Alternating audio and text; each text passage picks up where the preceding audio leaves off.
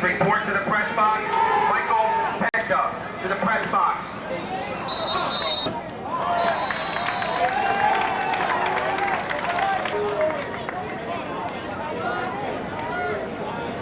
Scoring for LaxWorld, number 23, Pat O'Connor. On the assist from number 13, Glenn Norris.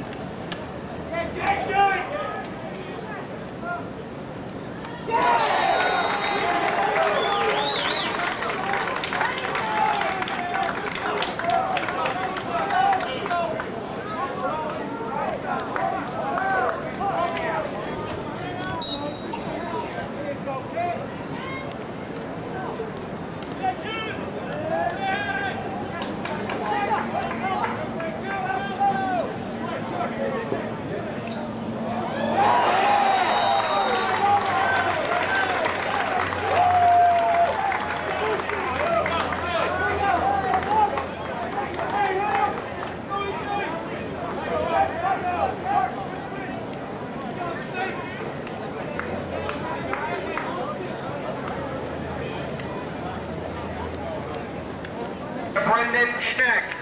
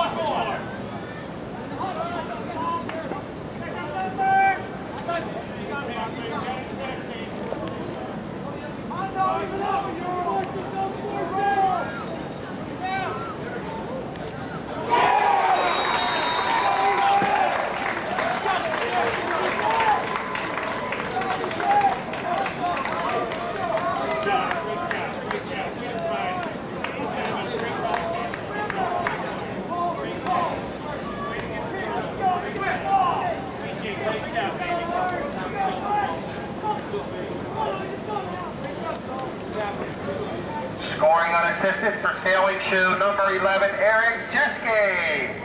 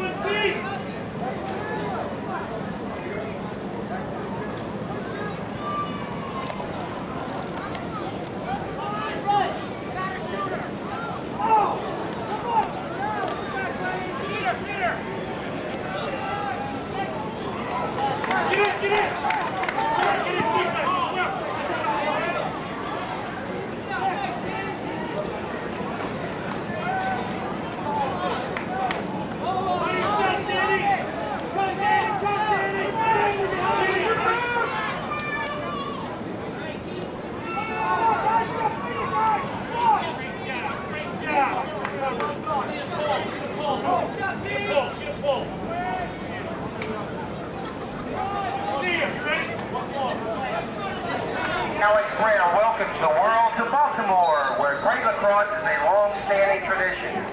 BT Alex.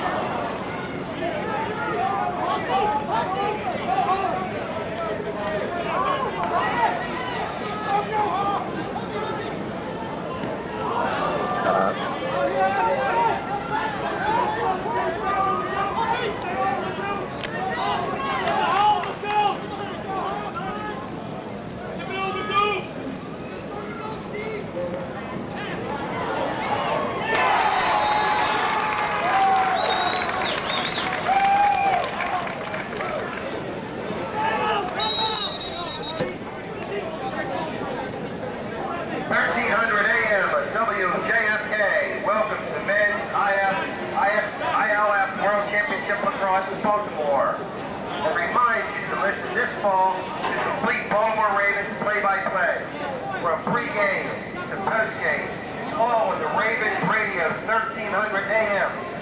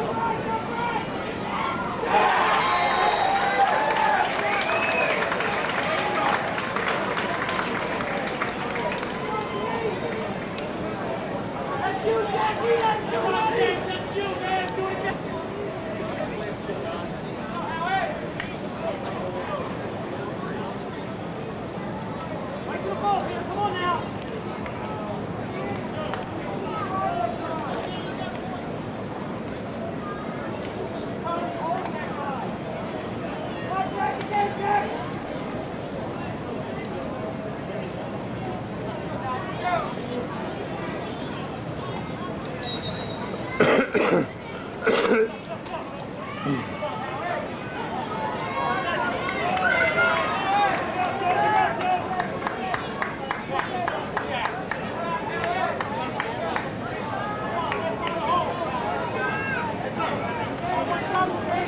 our last goal for Sailin shoe number 28, K Cloud. Won the goal, and won the assist number 13, Jeff Long.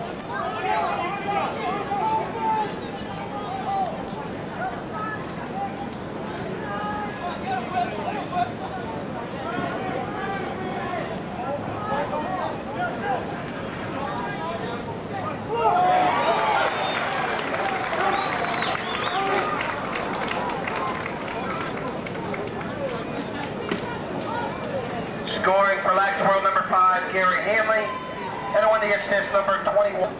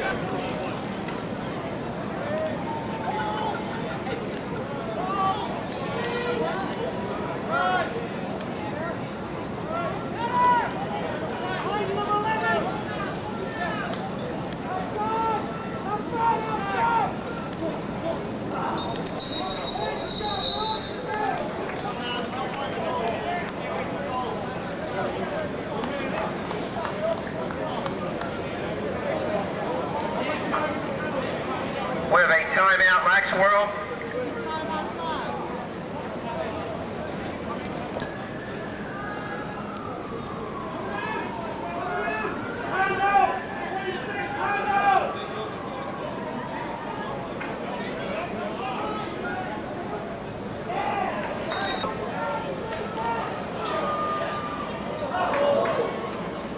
Push against LaxWorld.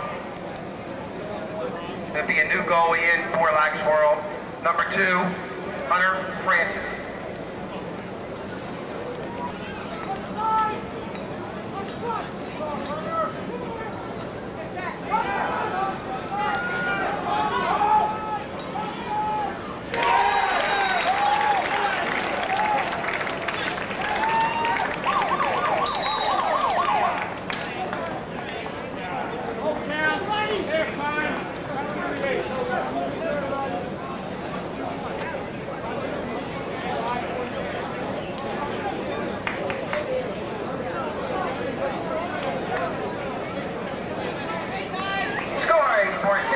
Number 11, Eric Jiski. Won the assist from number 21 to Bob Greedy. And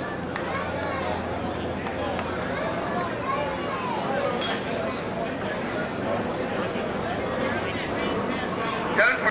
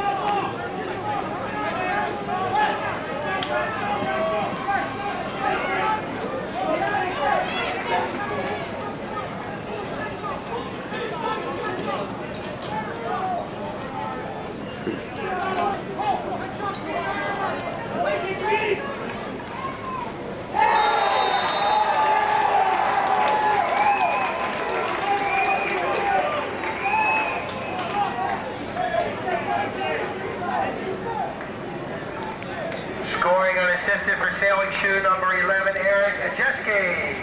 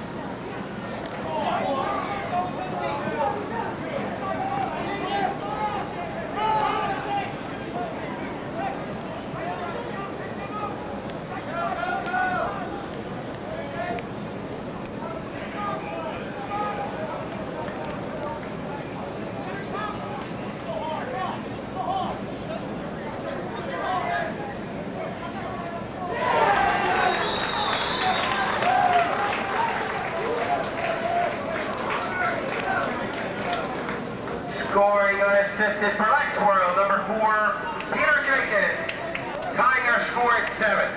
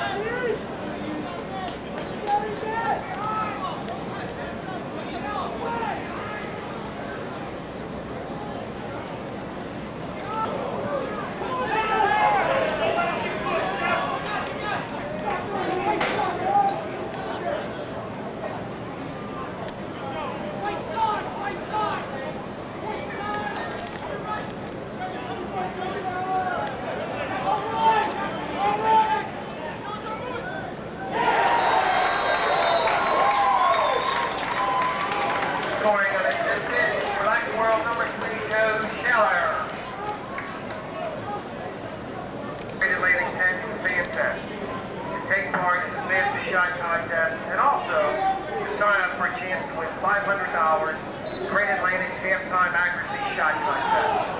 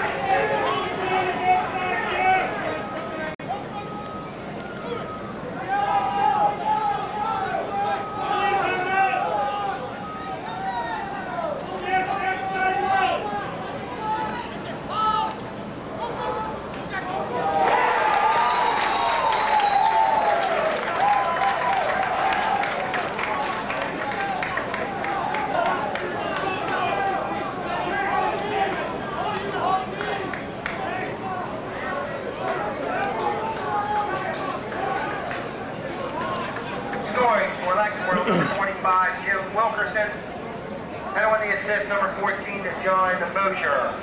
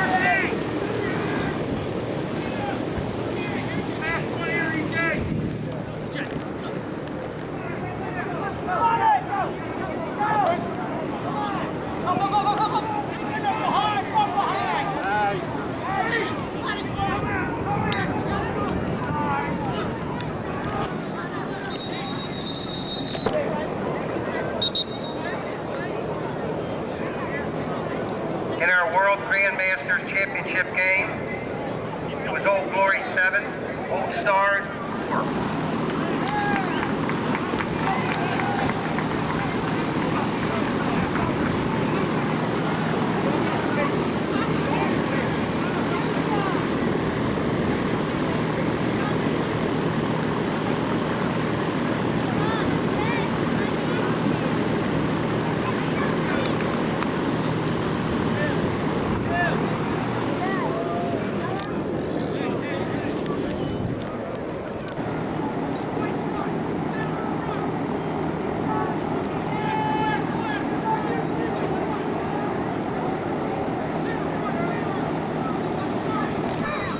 Division versus Scotland, number 3 in the red division.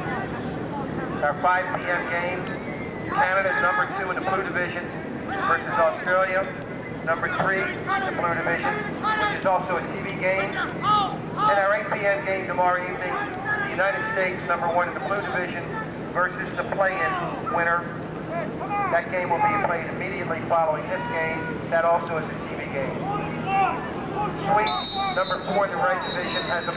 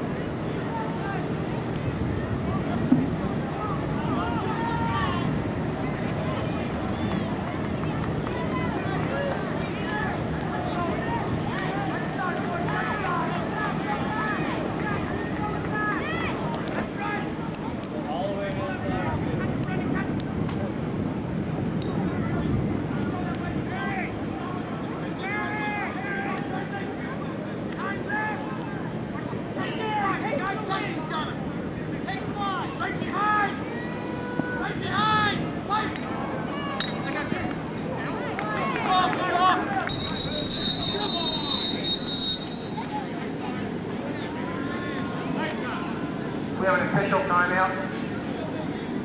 Crown is proud to be a sponsor of World Lacrosse 98. Stop by any participating Crown station and get a buy one, get one free general admission ticket voucher when you fill up with your Crown quality gasoline. Hurry, it's a limited supply, first come, first served. Crown, quality gasoline, and a good deal more.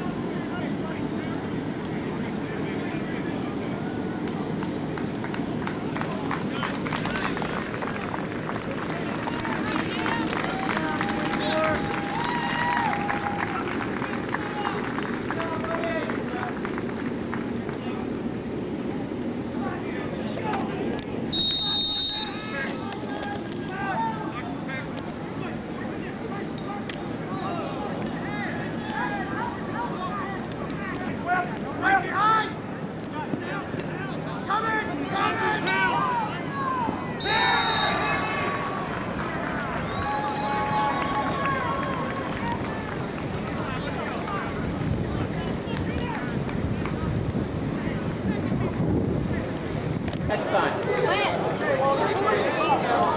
What's that? Hey, Johnny, next time. In the event of a storm, please do not go into the gym until the announcement has been made. Hold on. Hold on. I'll see you next. All right, that's orange, orange. Okay, boys. On the line, on the line. Keep the ball, John! Keep it hot, let's go. Keep moving, keep it hot. Stay back. Feet, Bobby, feet.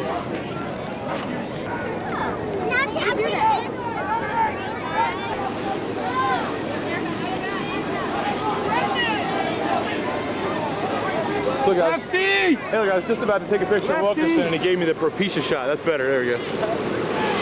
Like that shot? This is a better one. All right.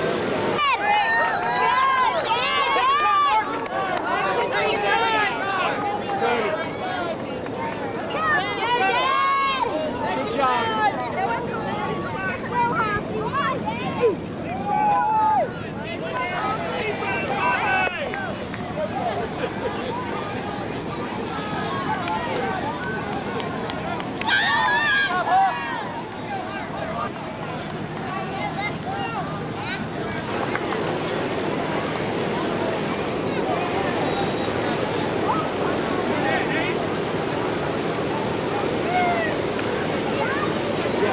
a haircut.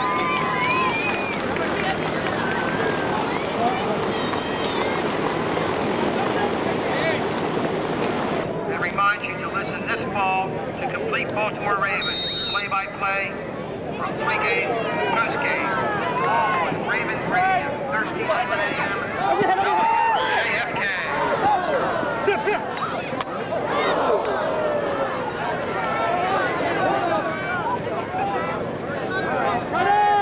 Hi, kids.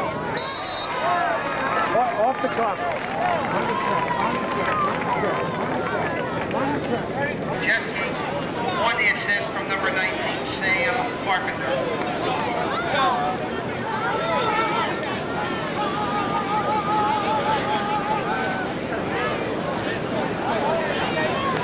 Sports, classified, arts and entertainment. The Sun is your source for in-depth coverage. Great sports, great coverage.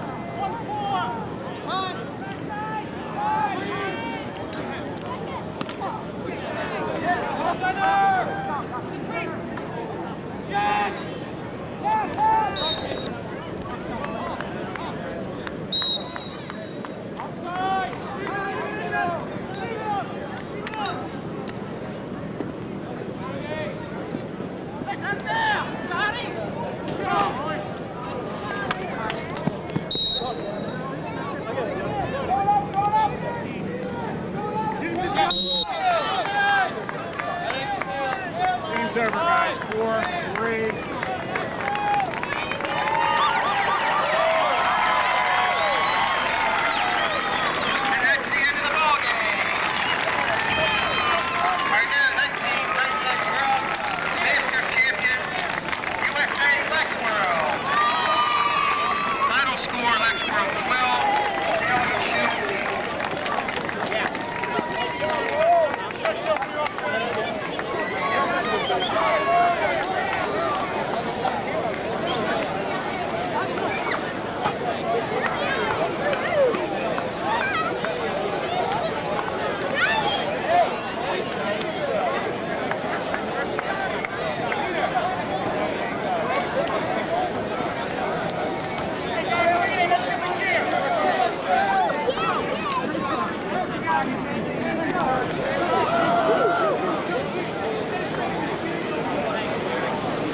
Except for our two teams.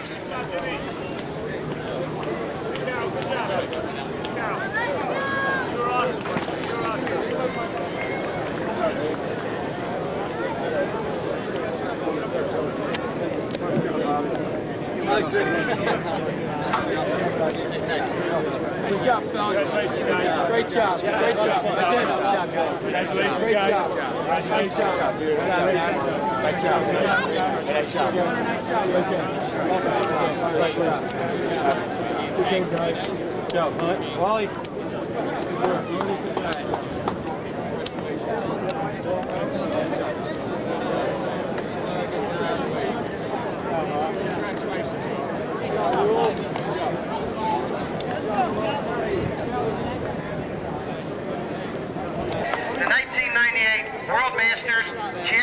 trophy.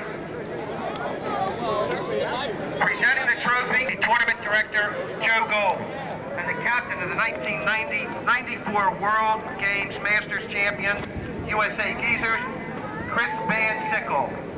Accepting the trophy for LaxWorld will be LaxWorld's team's GM, Dale Kohler.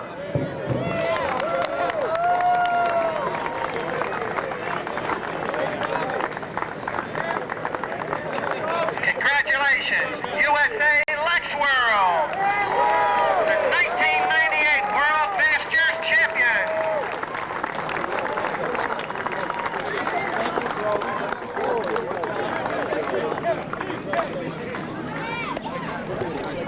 Great. Sports banquet tickets are only available in advance and may not be purchased at the door. Get your tickets today.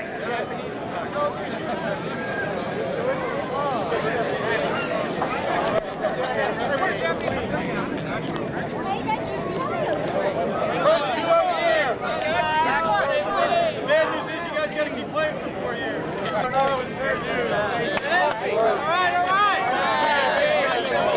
30 seconds to go. Ward Melville continues to be shut out offensively here. We'll give you the amount of time they've been shut out in a moment. Loose ball, 23 seconds to go. Time maybe to get it up past Sevilla. Check. Banks has got it with 17. Banks with 15. Banks with 13. Now down to 10. Banks with 9. Now I don't realize they know how much time is left. Up top with 6. Matsui with 4 gets the shot, and Pagano makes the stop, and that will do it for the third quarter. So Too easy a shot by Matsui with his left hand to the stick side. we'll be back. Stay tuned. A dramatic fourth quarter coming up. Melville down by 2 in the state Class A championship.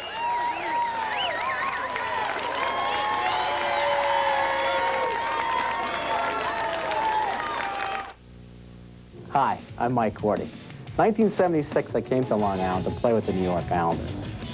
I used to use this stick to take care of business on the ice. Now that I've traded in my hockey stick for lacrosse stick, I'm having a lot of fun coaching my daughter's team here on Long Island. When I'm not on the playing field, I'm here at my office at A.G. Edwards, keeping up with the latest stock quotes and market trends. We may not be the largest firm on Long Island, but we're committed to serving our clients and the Huntington community. For investment advice, call me at 516-427-3100. A.G. Edwards.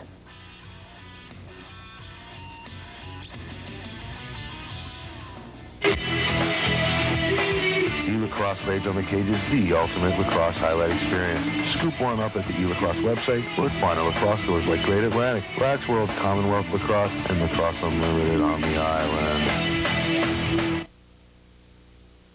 Well, here's the last extra man opportunity that Melville had. There's that pass made by Banks.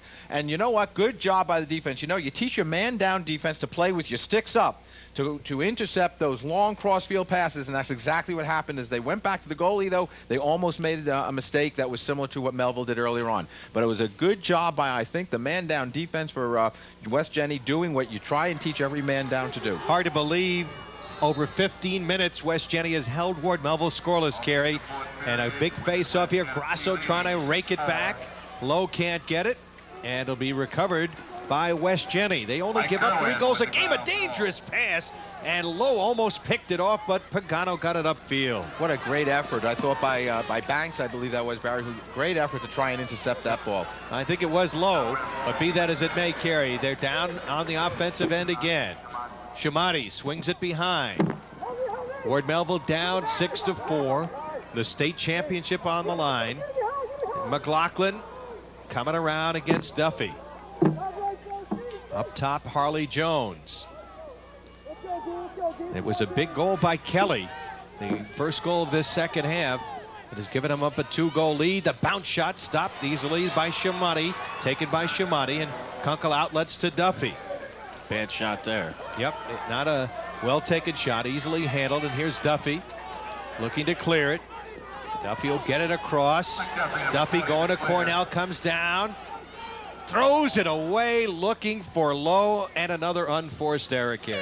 These are just not the kinds of mistakes that you expect from this Ward Melville team. They just don't make these kind of mistakes under normal conditions. Of course, this is not a normal condition. This is the New York State Championship for the best team in New York State, with #1 going against #2, and #2 is taking advantage of some of the mistakes that Melville's made. Well, again, the youngsters from West Jenny, some of the seniors, remember, they have lost 2 straight state championship games. They lost to Mayapack and lost to West Jenny, each by a goal. So they have something on their minds right here. Ward Melville with a 42-game winning streak. Good reception on Flanagan's pass. They go to the goal. Big save on that last shot taken in tight that time. And another save. And Kunkel looks for an outlet. We get a whistle and a flag call coming here. Those were 2 big-time saves by Kunkel. Second save on Steve Brundage, number 33. Let's watch and listen at the same time.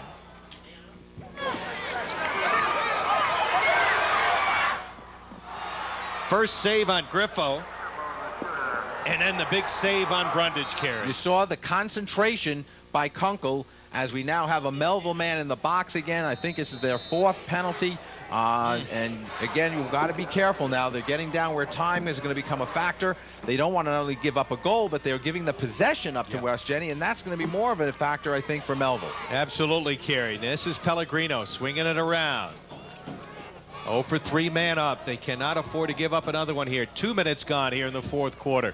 West Jenny with the ball, and a 2-goal lead is Pellegrino. Swings it now.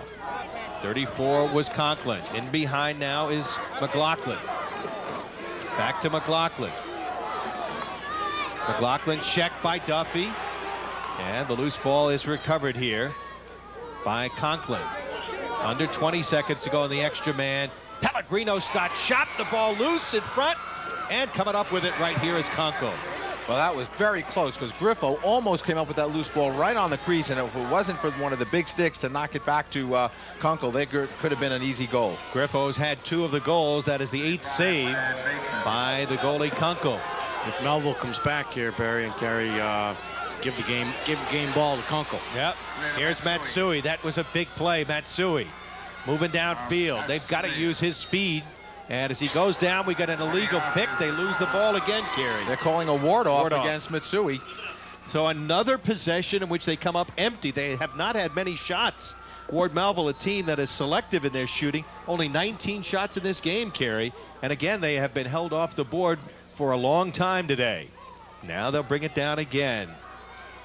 Conklin got it down. 6:50 to go. Ward Melville trailing 6-4. How much longer can they keep them off the board? Griffo back up top. They swing it. 44 is Kelly. Checked by Duffy. But again, here's Mike Kelly picking it up. Taken away by Duffy. 2 great checks right there by Duffy. Those were also big-time checks. That's why this kid's so good. He's all county going to Cornell. Now Duffy, who threw it away the last time, able to get the short pass off to Lowe. What a critical possession, Bob Hartenrath. Yeah, they need a goal right here. Lowe back to Lalo, and timeout will be taken by Ward Melville with 6:15 to go, and Joe Cuzo's club down by 2, and they'll talk things over right here. Ward Melville with a 42-game winning streak on the line, and both these 2 teams have had long winning streaks. What a tremendous tradition they've had, Carey. Ward Melville playing in their 9th state championship game in the 22 years of the history of this championship, and West Jenny in their 13th.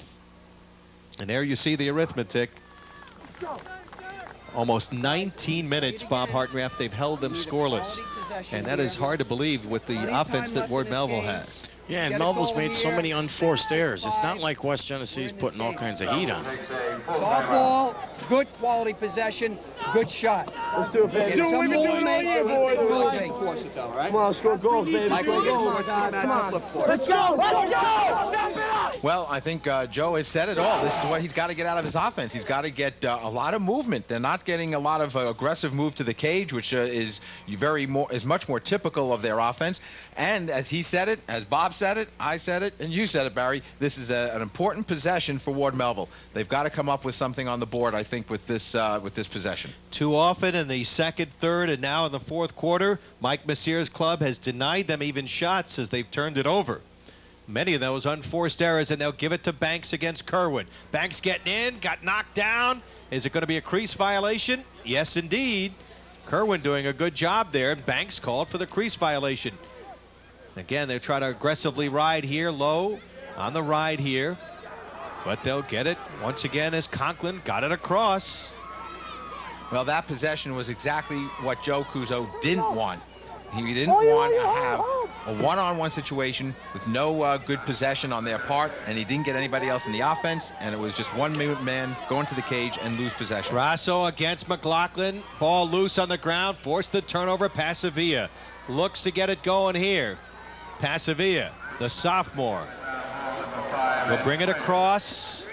Looks to give it up, and now Lowe's got it. So once again, they have the ball, but they haven't gotten a shot off in 4 or 5 of the last possessions. They throw it away again. Banks trying to chase it to the far side. Can he come up with it? It goes out of bounds, but he called a timeout before he went out of bounds, Kerry. Well, that took a lot of presence. It's a 20-second timeout. I think he felt the possession was much more important, that they maintain possession rather than lose the ball and take this 20-second timeout. Well, again, Bob, you talk about uncharacteristic. Is it the pressure of the game or the pressure that's being exerted by West Jenny? I don't really think there's any pressure. I mean, Liam, right there, he had a dodge. He got a little too close to the crease. The guy pushed him, but, you know, that's one of the things that happens this year.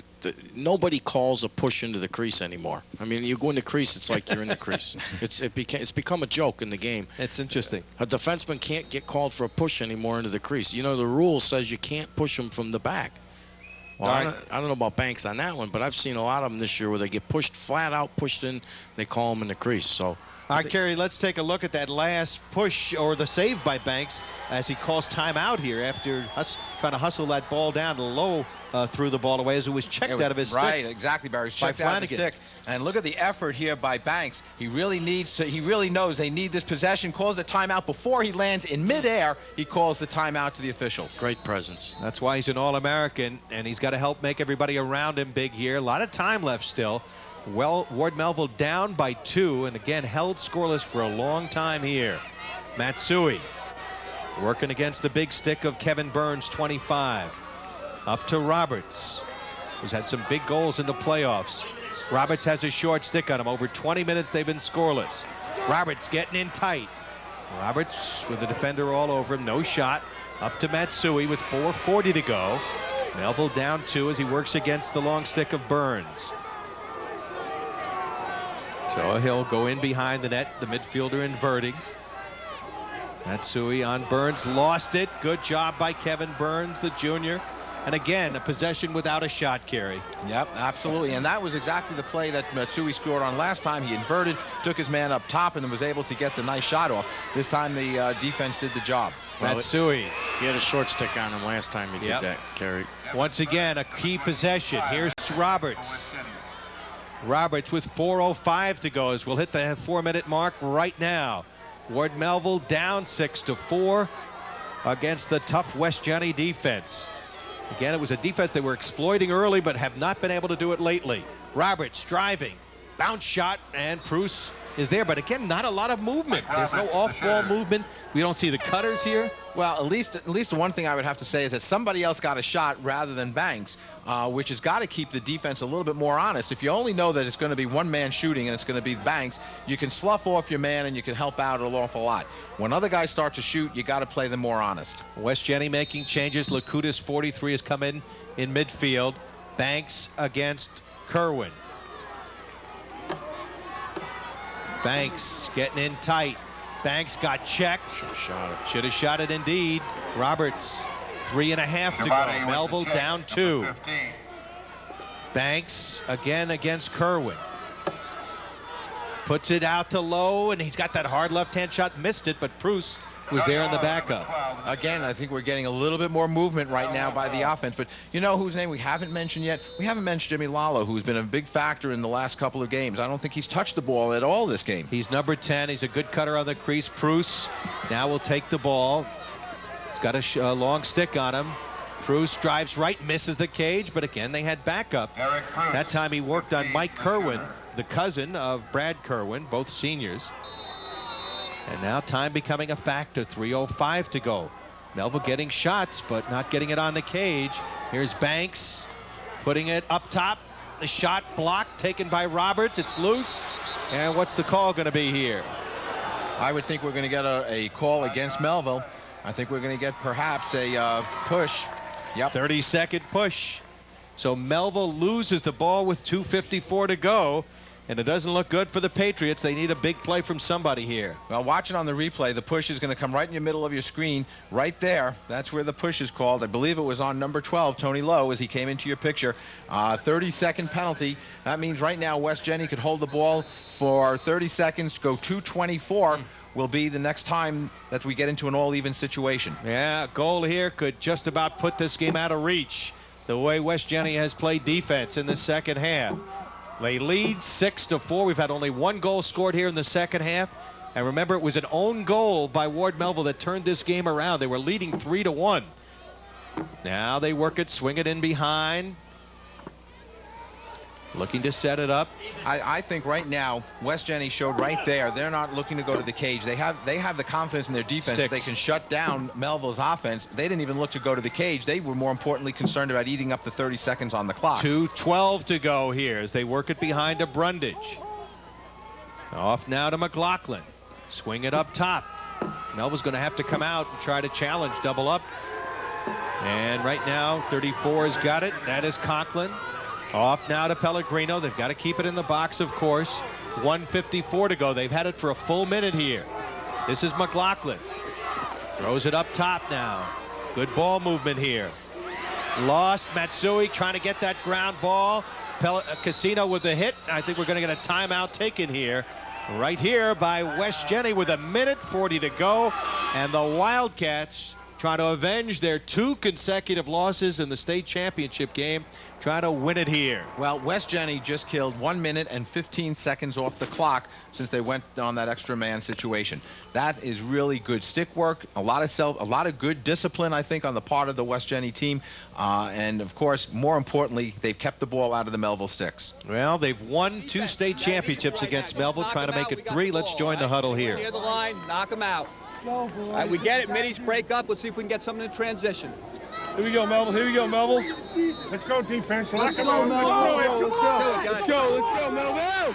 Defense, you got it. You lock them out. Be tough on them. We need the ball. 1, 2, 3. Go.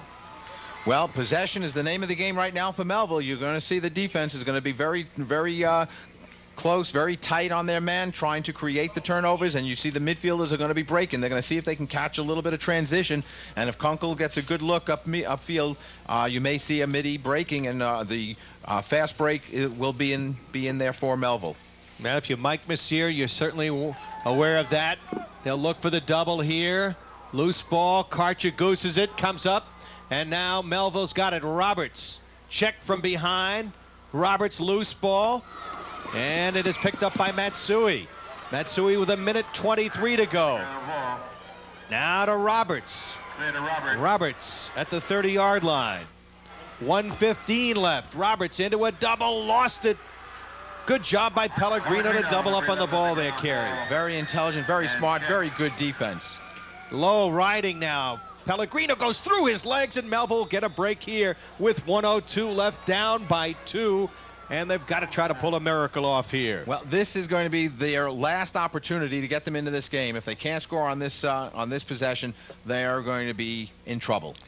Banks was going to play it. Now a timeout. Melville will take their last timeout here with 1:02 to go. And this possession will be obviously the most important of the game because so many possessions have been wasted so far today. Well, today's championship game between Ward Melville and West Jenny has been brought to you by Chase Manhattan Bank. The right relationship is everything. By Canon USA. By Bob's Stores. By Adelphi University. Stay close, go far. By A.G. Edwards & Sons in Huntington. By Lacrosse Unlimited. By Elite Sports Medicine and Rehab. By Arena Sport and Graphics. And by Cablevision. Well, we're down to the final minute and 2 seconds. Last year, Ward Melville did it with a miracle finish. They're going to have to look to the skies here for another miracle, Kerry. They've got the ball. and they have been held scoreless for 24 minutes in this game. And that is unheard of, and I think you really have to give credit to the West Jenny defense. They've only given up 3 goals a game. They've held the Patriots to 4. That's quite an accomplishment. Well, Liam Banks, who earlier was burning Brad Kerwin, will take it here. Now under a minute to go. Banks will isolate. Banks draws a double. Didn't find anybody open. Up top, the shot by Casino! The surprise shot by the sophomore has made it 6-5. They left him open, and Casino surprises everybody with his 13th goal of the year. Don't go away, folks, with 48 seconds left. That was a super shot by Drew Casino, the young sophomore. Look at the time he has to wind up and take that shot. And again, it was right on the stick side of the goaltender, Ray Pagano. But what a shot, a rocket. Important face-off. Here's the game right here. Casino battling for it, raking it around. It's goosed in the air. Who's going to get it? West Jenny's got it. They've got to force a turnover. Pellegrino will throw it now with 33 seconds to go. Brundage up top. Loose ball. Karcher's got it. Can Melville do it for a second year in a row? Karcher with 30 seconds. No timeouts remaining. Remember, Banks loose ball. Can he get it? No, it's Casino. Casino's got an open man. Down low. Matsui's got a man open. They feed. Yes. Low scores. We're tied. 6-6 with 17 seconds to go.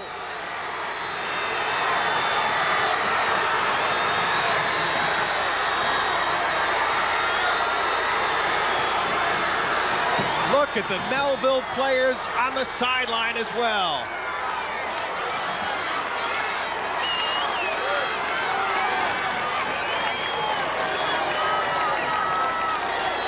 Unbelievable, Kerry.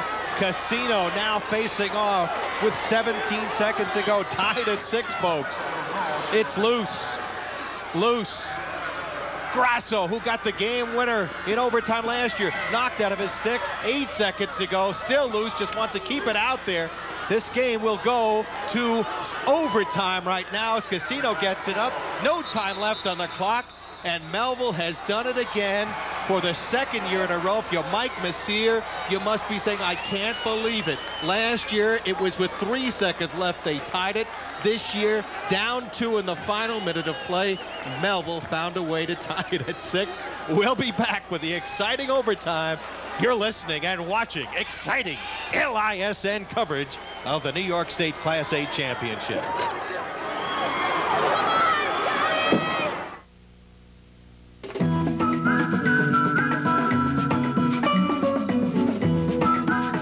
We helped David Nolan with a pre-approved mortgage, which gave him the bargaining power to buy his family a bigger house with a lower bid. Chase Mortgage Pre-Approvals. They make every one of our 23 different mortgages even more valuable. Another way you're worth more at our bank. Chase, because the right relationship is everything. You decided on a college. I know we talked about it, but you made your decision so fast. You know, your mother was hoping you'd pick a school that's small and close to home, where you're not just another number, with teachers that really care about you. And what about your soccer? Do they have a good team? And of course, we want you to get a solid education. So, have you found a school like that? Sure did. At Delphi, stay close, go far. I want to get close to you. With my Sure Shot Zoom, it's fun to do. From across the room, I just zoom and you come shining through. Get your shot with a Sure Shot Zoom, like the new 105. There's no way I'll miss a shot like this. What a lovely close-up view. I want to get close to you. Get one of the Sure Shot Zooms from Canon.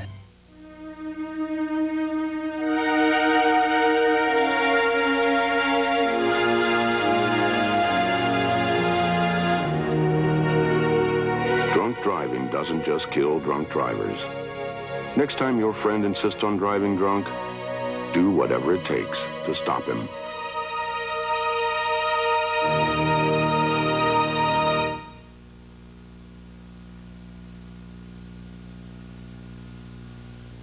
This is how they tied it, Kerry. Look at the ball movement here. Here's Matsui with the ball in his stick. He passes it over to Proust. So cross cage feed to Lowe, and there's the tying goal. And we are underway at overtime. Let's quickly go to Carl Reuter as Casino.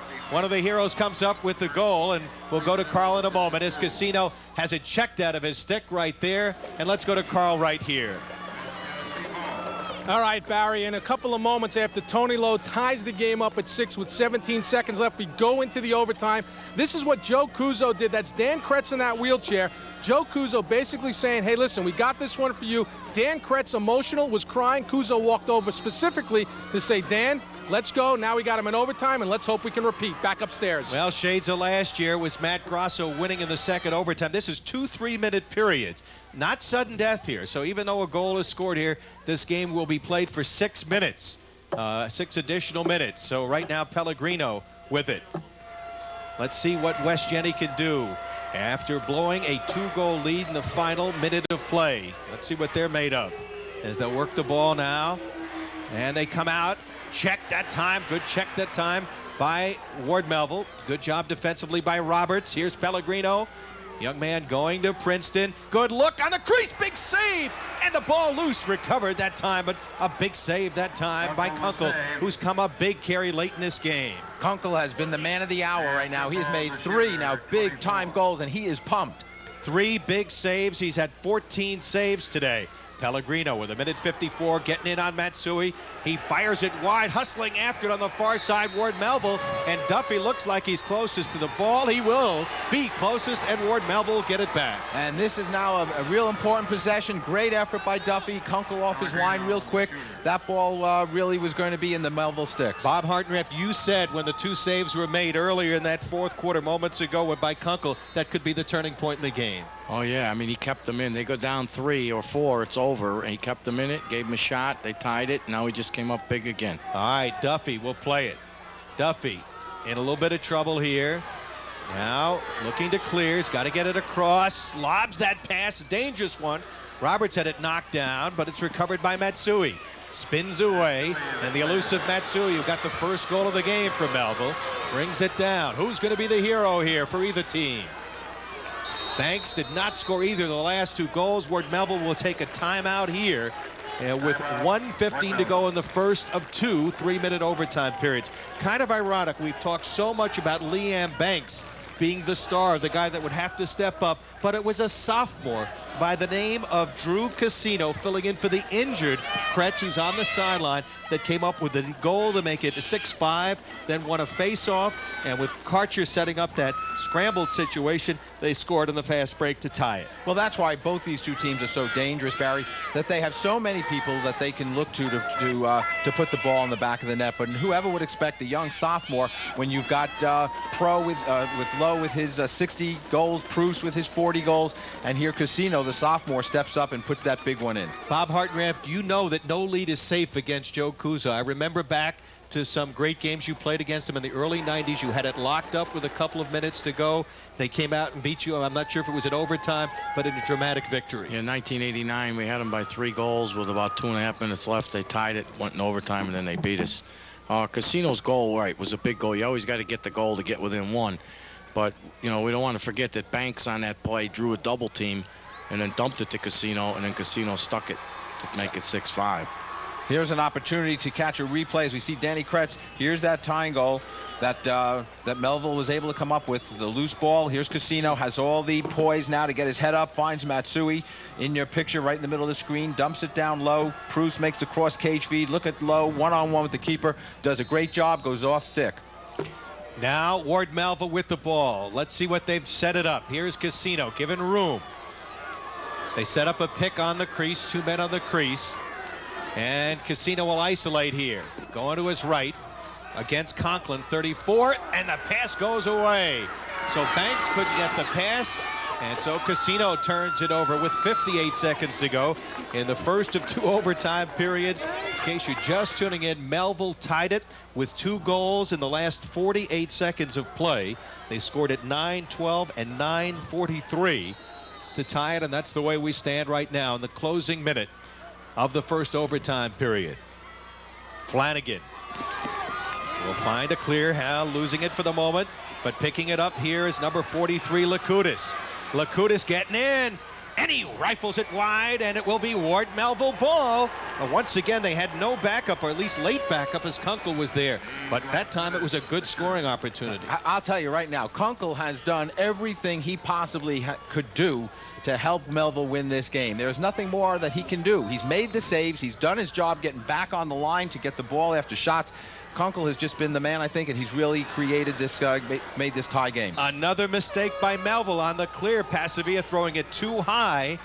And again, the difference in this game could turn out Bob Hartranft to be a mistake. Who takes advantage in the closing seconds of overtime? It probably will, Barry. It comes down to that. It's like hockey. Whoever Execution. makes a mistake and somebody capitalizes.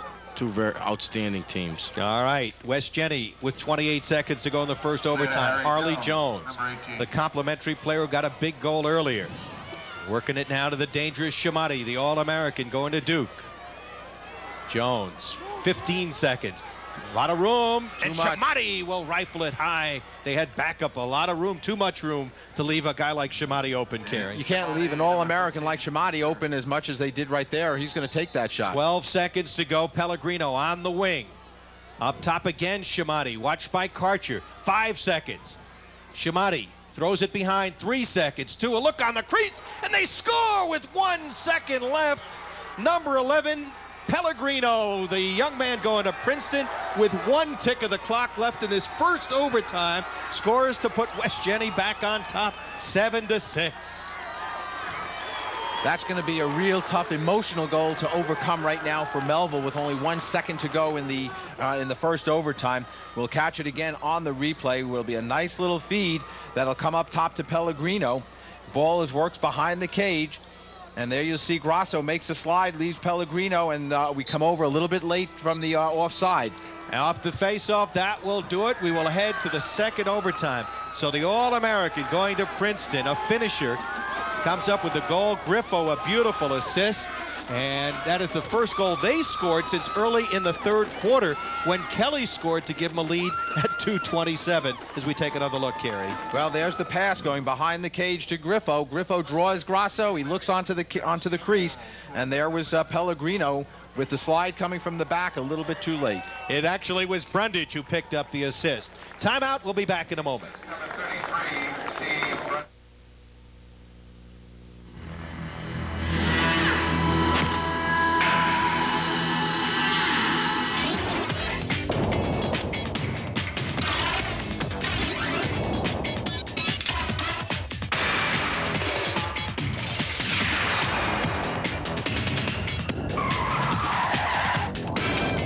For the gold, the new Rebel G.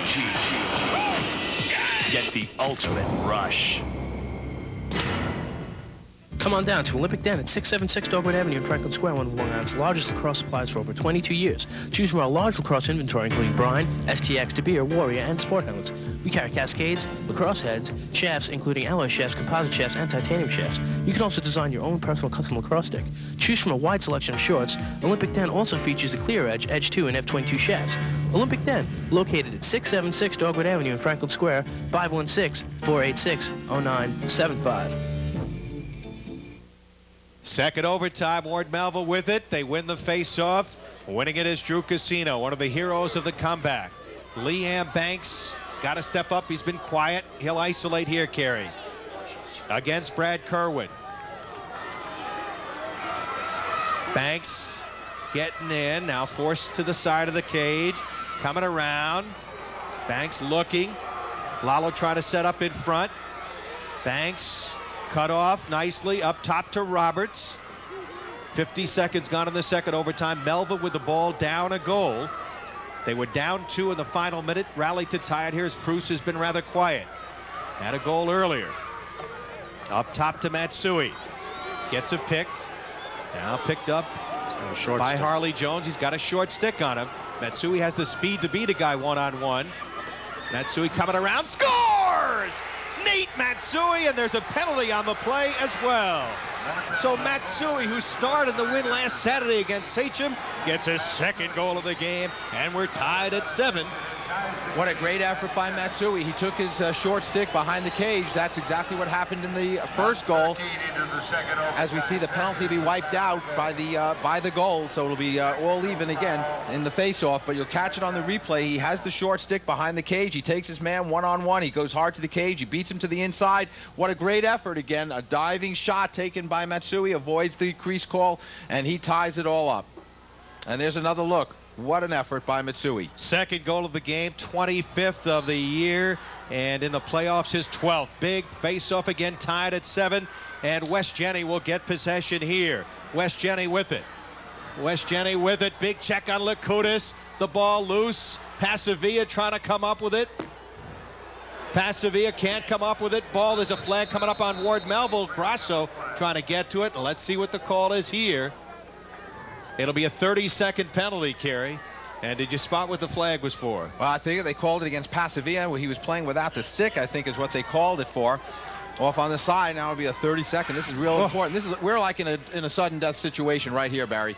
Because the next goal that's going to win this, the next team that scores is going to be the team that's probably going to win this game. Bob Hartenramp will get a timeout here. 0 for 5 is West Jenny. They came in operating at 45%. And as expected, Bob Hartenramp, this is all anyone could have expected between two undefeated teams, two teams that have dominated Class A lacrosse over the last 10, 12 years. Yeah, it's a great game. Both teams are playing their hearts out. Both great defensive teams. The West Jenny goalie hasn't had a lot of work because, like you alluded to earlier, they haven't had a lot of shots, Melville. And when they've gotten them, fine. But this is a critical man down. I'd like to see the replay on that to see how bad a foul that was to call it in overtime. Yeah, that is a critical call indeed, giving West Jenny their 6th man-up opportunity. And how long can you hold a team with the sticks that West Jenny has, Kerry, without a goal, extra man? Last year it was 8-7, the final, and it sure looks like that's going to be the final in this game. I think you're absolutely right, and this is going to be very critical, and it's tough to hold West Jenny down when they've been extra 6 times. One of the things I said earlier on in the game that I thought the penalties were going to be very critical in this game, and right now this could be the deciding factor as to who wins this game. Here we go. Joe Cuso locked up in a duel with Mike Messier. The two clubs deadlocked at 7, 1:29 to go, and it'll be West Jenny with the extra man in a tie game. They'll work it up top. 34 is Conklin. 15 Shamati. Shamati has one of the hardest outside shots on the team. Now down to 20 seconds to Conklin, given room in the zone. Shamati swings it on the wing. Griffo sends in behind, out top. Shamati scores! Shamati has put his club in front with the extra man goal at 1:09 from about 15 yards out, Kerry, given room, and the All-American comes up with a goal to put West Jenny in front 8-7. Well, there are only so many extra man opportunities that you can give a team like West Jenny before they put one in the back of the net. And Shamati, of course, being the All-American that he is going to take advantage of the situation when it arises. Here he's wide open at the top. He's got to move to his right, and again he puts it on the stick side of the goalie Kunkel. There's the nice feed up to Shamati up top, and the defender making every effort possible to come across was Duffy. Here's Casino winning the face-off. Casino going to the cage. Stop made. Lowe scores again to tie it at 8. Lowe, who tied it earlier, has tied it again. What a job by Casino, beating Shamati on the face-off and going down and setting it up for Lowe. That's where that goal started, coming off the face-off by Casino, the young sophomore, going up against a senior All-American. Comes up with the loose ball, takes a shot, but and goes hard to the cage. You'll catch it on the replay. What an excellent move by Casino to go hard to the cage. Great save by the West Jenny goalie, but the rebound comes out. Here's where the rebound is, right to Lowe on the crease. Johnny on the doorstep puts it in, and then we're back to a tie game. Off the face-off, 58 seconds to go. This really sudden death right now. The team that scores here should win this one. With it now, McLaughlin. 45 seconds to go. Wildcats have one timeout left. West Jenny with the timeout left with the ball. Let's see if they try to call one here. They'll work it behind. Here is McLaughlin. McLaughlin beating Duffy. Checked on the double. Loose ball. And that was, Casino made the save initially. Now the save made, Cheap cleared with 23 seconds to go, but picked off by Mike Kerwin. He lost it. 18 seconds to go. Banks whacking away. Preuss whacking away. And it is Banks with 12. Banks with 10. With 9, 8, 7, 6, 5, 4, 3, 2, up top. It will not work, and we will go to sudden death overtime, gentlemen. Well, that's what this game is all about. Banks and all the All-Americans stepping up. Chamati gives a big goal for West Jenny. This is definitely the best lacrosse game. The fans, the spectators, you can't get your money's worth any more than this. Lowe had the presence and the poise to wait, put that home to tie it at 8-8. Second time that Lowe has done it. He's got 60 on the year, and we've got a 60-second break coming up. Stay tuned for more overtime coming your way.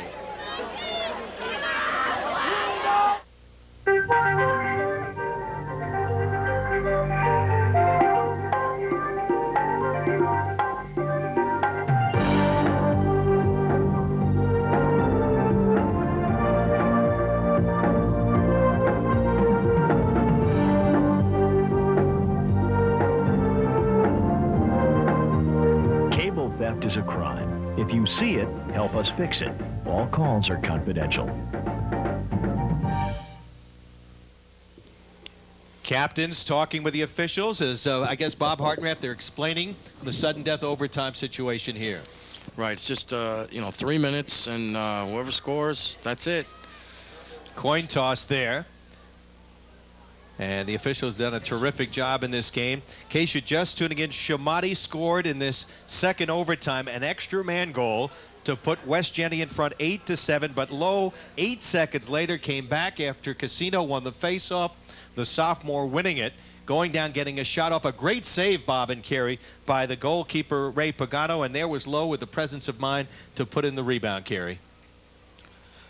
And so here we go now to a sudden death overtime. They will play 3 minutes. If there's no scoring, they'll take a little bit of a break and then another 3-minute period. Absolutely. Just go right now into 3-minute periods, and the first team to score goes home with all the hardware. Last year it was Grasso winning with an overtime goal in the second overtime. He beat West Jenny as Ward Melville won at 8-7. This will not end 8-7, as I said a few moments ago. It'll end probably, it will end 9-8. No doubt about that. So Casino with Ward Melville going right to left and Joe Cuso locked up in a thriller here. Has only lost 52 games in over 600 played. Casino battling on the face-off here. It is not with Chamati as he battles on the face-off here with Greg Conklin. How important is this face-off? And possession. Losing it, Grasso goosed around. Still loose. Brundage lost it. Taken away by Casino. And Casino to Banks. And did we get a timeout? White calls their only timeout here. And, of course, a very smart timeout because they have possession of the ball. 15 seconds into the sudden death. And who came up with it? Number 9. That number 9 has been ever present in the overtime and in the end of the fourth period, Barry. We can't say enough about the job that Drew Casino has done. You know, Bob Hartranft, you have seen in 25 years of coaching tremendous teams at Farmingdale, a kid step up, an injured player like Kretz, he steps into the first face-off role, and he rises to the occasion. Oh, he rose to the occasion against us that night.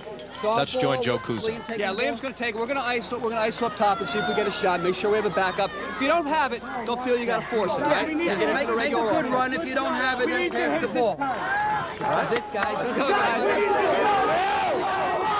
Liam, look for... Well, you know, we said earlier that, again, Mike Hoppy, Joe Cuso, showing no pressure, being very poised, having a lot of confidence in his team, and I think that really, you know, transfers, that confidence that they have is transferred to their players as they showed that a smile on their face as they broke the huddle. They're going to go with the ISO up top, and you know, but again, Mike Hoppy telling him, don't force it. If it's not there, let's just work it around, and that just shows a lot of poise on the part of the Melville coaching staff, and then of course on the part of the Melville players. Well, the All-American will put it in play here, Liam Banks against Brad Kerwin.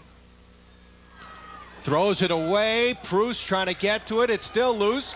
Preuss going after it. Did he step into the crease? Yes, he did. And the ball will go back over to West Jenny. A big mistake there for Ward Melville on the possession. Well, Banks was looking for Matsui. That's who he was looking to dump the ball off to. And unfortunately, the stick got checked when Matsui was looking to receive the pass. So now the clear here. The next goal will win it. Pellegrino for West Jenny. Clear to Pellegrino. Watched by Matsui. West Jenny with a chance to win it after blowing the lead twice. Good check by Pasavia. The ball loose, and Karcher's got it. Fast break. Karcher on the fast break. He can score. Karcher coming down. Off to Banks. Banks to Bruce. And as he tried to go cross cage, it's broken up. He had a teammate open, but he could have shot it himself. And I think he should have taken that shot. They've been very unselfish. That's been very characteristic. But, you know, when it's there, take it. Pellegrino with it. I think it hit the West Jenny player in the helmet or in the shoulder, that pass. Otherwise, the game's over probably. McLaughlin with 1:40 to go in the sudden death overtime. Going in on Duffy. McLaughlin getting position. McLaughlin shoots, scores! Mike McLaughlin has won it. West Jenny in sudden death beats Ward Melville 9-8. And the winning goal, number 14, Mike McLaughlin for West Tennessee. West Tennessee becomes And Kunkel, who has a star in this game, and stunned disbelief on the part of the Ward Melville Patriots, who had the scoring opportunity just seconds before, could not finish on the fast break. And on the other end, Mike McLaughlin has given West Jenny its 10th New York State Championship in 13 tries. In a dramatic sudden death overtime, the Wildcats, who had lost 2 straight to Mahopac and Ward Melville, avenged last year's crushing loss and win it 9-8, Kerry. Well, it's a heartbreaking loss for the Ward Melville Patriots. The coaching staff, I'll tell you, Mike Hoppy walking around to every one of the players, giving them a little pat on the back. What a great job you did and what a great season you had. Mike McLaughlin able to get in, and McLaughlin scoring the game-winning goal, his second goal of the game. And the Wildcats will have a big trip back to Syracuse. McLaughlin had scored to make it a 3-2 game. And you go back to that own goal that was scored early in this game that turned the game around. We'll be back with the final score. West Jenny 9, Ward Melville 8. They are the New York State Class A champions in sudden death overtime. We'll be back in just a moment. I don't know where all my stuff is. Let's go, Ray. Respect, line it up. Let's go, guys, line it up. Come on. Line it up. Yo, guys.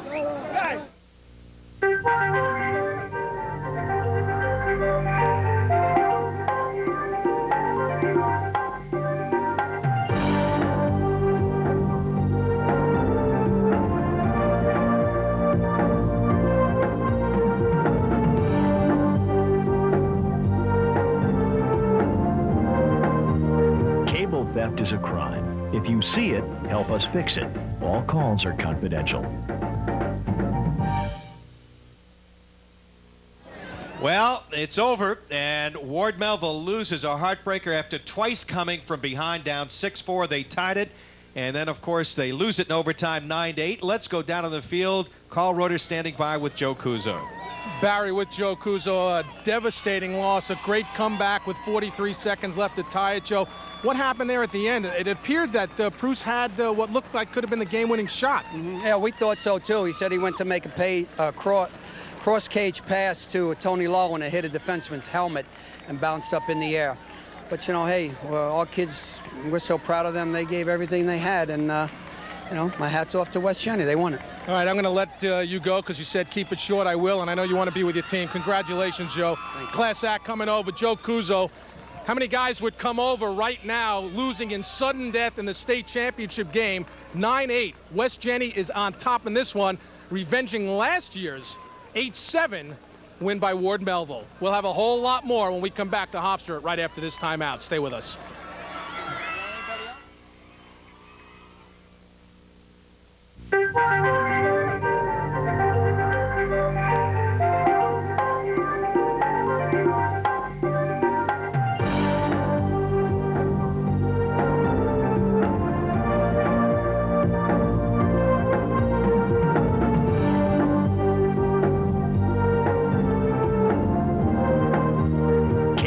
theft is a crime. If you see it, help us fix it. All calls are confidential. Well, that tells the story. They're clapping, and they've got reason to clap because the West Jenny Wildcats survived a terrific comeback by Ward Melville Carey to win it. And let's look at the exciting closing sudden death period here. A chance for them to win it, Ward Melville, right off the bat. Well, here's the big stick of Karcher bringing the ball down. Great opportunity. Here's a look. Here's Bruce has an opportunity to go in on goal. It hits the helmet of number 21, Kevin Flanagan, as he was looking for low on the offside crease. Doesn't get it, and it starts West Jenny coming back the other way. Pellegrino got it upfield, and they eventually set it up for the game-winning shot by McLaughlin, number 14, who'll fire in tight as he was able to get around Duffy, the defender, Carey, and a heartbreaking loss as we'll take a look here at the move. Keep an eye on Duffy, 40 here. Here comes McLaughlin. There's the move where he goes hard to the cage. He's got Duffy working him off the wing area. That's where he likes to position himself, and that's where Duffy gets beat right there, and he's got his stick on the wrong side of McLaughlin. So they avenge last year's crushing loss, West Jenny. They win their 10th New York State Championship.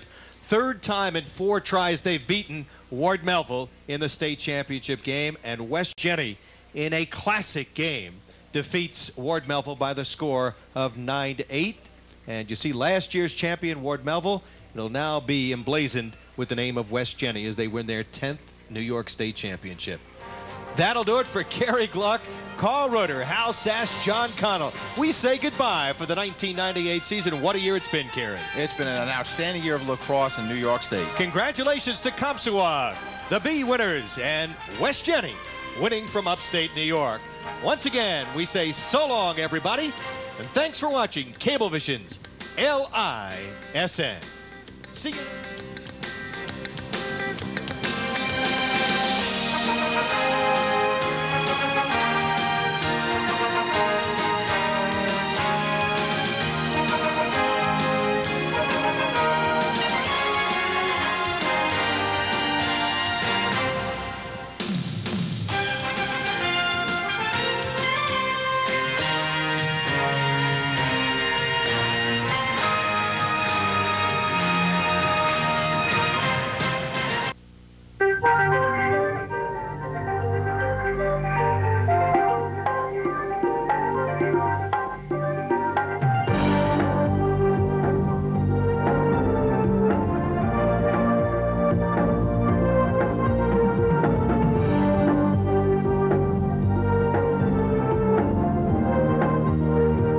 Theft is a crime. If you see it, help us fix it.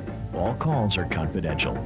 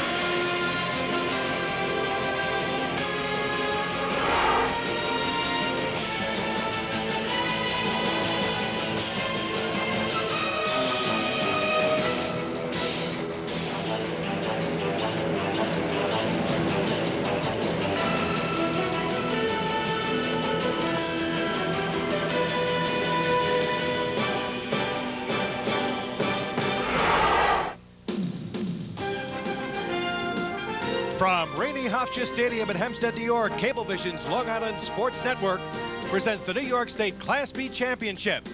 This afternoon, the underdog Golden Bears from Canton, New York, take on Long Island's Compsoag Warriors. Well, hi again, everybody. I'm Barry Landers along with Kerry Gluck. A rainy afternoon here. Game delayed because of the terrible weather we've had, Kerry.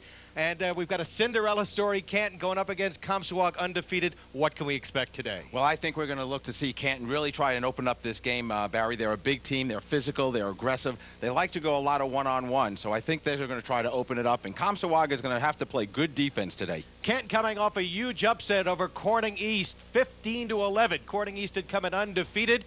And they're a team, as you said, that can run and gun. They've got an outstanding midfielder by the name of Mark Morley. Well, Mark Morley is a tremendous midfielder. He's a two-time All-American coming off a great game against Corning East. He's got 9 points, 3 goals, and 6 assists the other day. He controls the ball. He does the face-offs for Canton. He's really a tremendous midfielder. He'll look to dodge a lot coming out of the midfield, and he's the man they're going to have to stop. He's got over 100 points coming into today's game. Well, be quite a matchup against the great Cassis as they face off against one another. You look, of course, at Comstock. They may be taking this one perhaps a little bit too lightly. We'll find out. Bob Wood's final game. They've got a guy coming off a terrific game by the name of Pearson. Well, they are a focused team right now, Barry, but Timmy Pearson's having a great year. He's a two-time All-County All-American.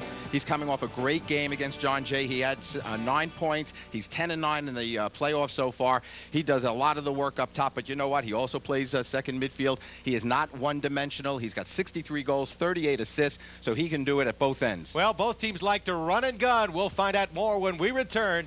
You're watching Championship High School Lacrosse on Cablevision's LISN.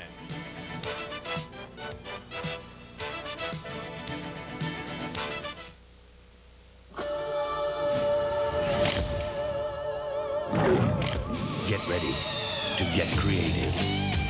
Get into a Rebel G. Capture your imagination on film. Let Rebel take you beyond snapshots and experience the ultimate rush. Cool. Rebel G and only EOS lenses from Canon.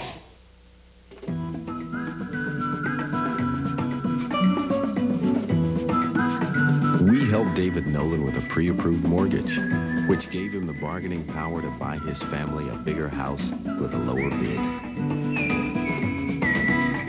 Chase Mortgage Pre-Approvals. They make every one of our 23 different mortgages even more valuable.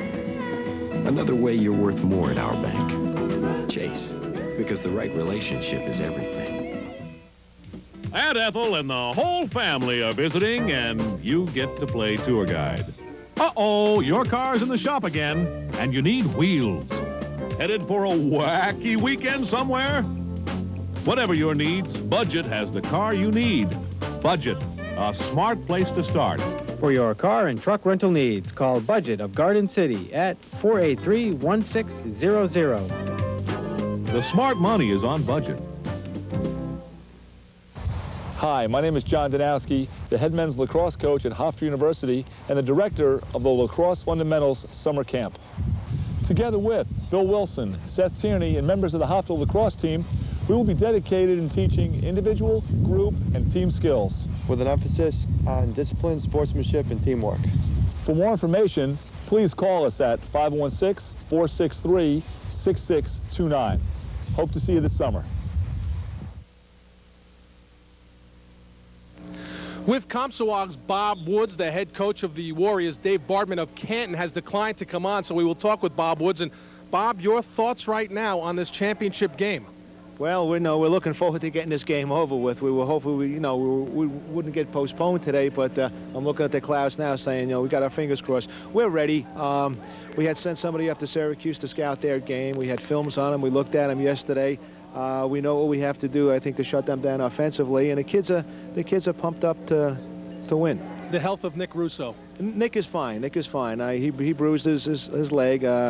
I would say Nick is probably 90%. I mean, he could be at 60% and still play 100%. You'll never know from Nick. He'll never really tell you the truth, but he's ready to go. We're ready to go, too. One last question. This, win or lose, is your last game. Your thoughts, has it really sunk in yet, or will it sink in after this game? It'll probably sink in after this game. I've gone in and out of a lot of emotions with the kids and myself, too. I know this is my final game, and, this will be a dream. This will be a dream. What a beautiful way to go out if I can win this championship. No, I should say, we will win this championship. All right, okay. Best of luck and congratulations on no matter what happens, Bob Woods. Thank you very much, Carl. All right, that's the head coach of the Comstock Warriors, Bob Woods. His team about to face off with Canton On the line, the New York State Class B Championship. We're back at Hofstra with the opening faceoff right after this timeout. Stay with us.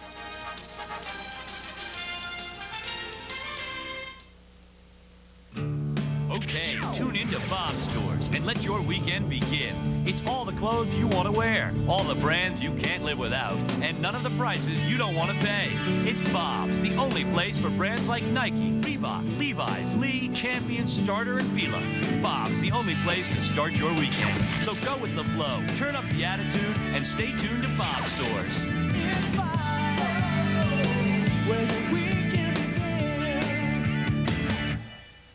Today's championship game is being brought to you by Chase Manhattan Bank. The right relationship is everything. By Canon USA. By Bob's Stores. By Adelphi University. Stay close, go far. By A.G. Edwards & Sons in Huntington. See Mike Horty. By Lacrosse Unlimited with 4 stores on Long Island to serve you. By Elite Sports Medicine and Rehab in Ronkonkoma. By Arena Sport and Graphics in Port Washington. And by Cablevision. Barry Landers and Kerry Gluck along with Carl Reuter at Rainey Hofstra Stadium as we get set for this New York State Class B Championship.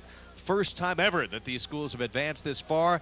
And Kevin Cassis, 32, facing off right here against the brilliant Mark Morley. Cassis will come up with it, and that's going to be a key today, face-offs, Kerry. Well, that may there be, right what we just saw right there, a premonition of things to come. Morley had a great game the other night against Corning East, won every one of his face-offs. Cassis has been dominating in the face-offs, so ball possession is going to be very much up to those two men. And now Compsawag on the attack here. Cassis off on the wing, gets a return in front. Naglieri's shot, a soft one shot. They recover the ball, and it's Naglieri to recover. Naglieri right on the crease. Remember, they got great scoring opportunities the other day. Kerry against John Jay right on the crease. They got another one right there. Well, they're doing just what they wanted to do, be able to move the ball and control the tempo. It's be very important for Bob Woods to be able to control the tempo of this game. Take a look at the goalies for both these two teams. They're going to be key today, these run-and-gun teams, Dobias and Bombard. Well, we know Dobias is having about 7 saves per game, and you'll see Trevor Bombard, he's averaging about 10 saves per game with about 4.95 goals against average. So both goalies have done an outstanding job. Cassis sending it in front, and they score. Nice setup in front as Cassis found the open teammate in front. It's 1-0, and it was the red-hot Timmy Pearson coming off the 9-goal effort. The other 9-point effort puts his club in front by a score of 1-0, his 64th goal of the year. Well, he may have had to pay a little bit for that goal, Barry. He's a little bit slow. In fact, the referee calling out the coaching staff from Comstock to take a look at Timmy Pearson. As we see, I think he might have gotten hit in the thigh or in the stomach. I'm not quite sure. All right, we'll take a look at the starting lineups for both two teams. For Canton, Mazzata and Harrington. Big goal scores Mazzata 44, Harrington 55 goals, 82 points.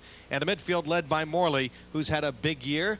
And you see that midfield right there. Morley, an All-American, Kerry. And yes, he's has done a great job for them as the 2-time All-American. Played in the North-South game also, Barry. And the defense, which will be tested. They've had some changes already.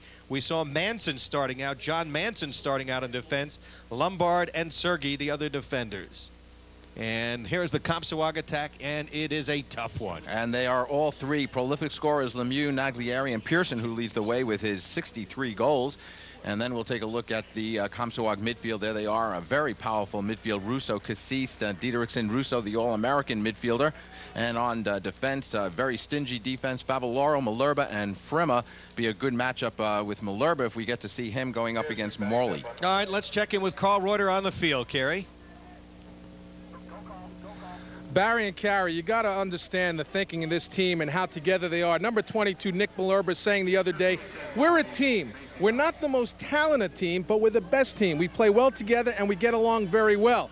Let me tell you something. I have to disagree with Nick Malerba. They have a lot of talent on this team, and it has shown, and that's why they're in this game. But it shows you the togetherness of this Compsawag team. Now I'll go over and find out the condition of Tim Pearson. Back upstairs. All right, the aforementioned Malerba throws it back to Dobias, and we get a procedure penalty against Compsawag. Well, they went back into the box, Barry, which will be the turnover.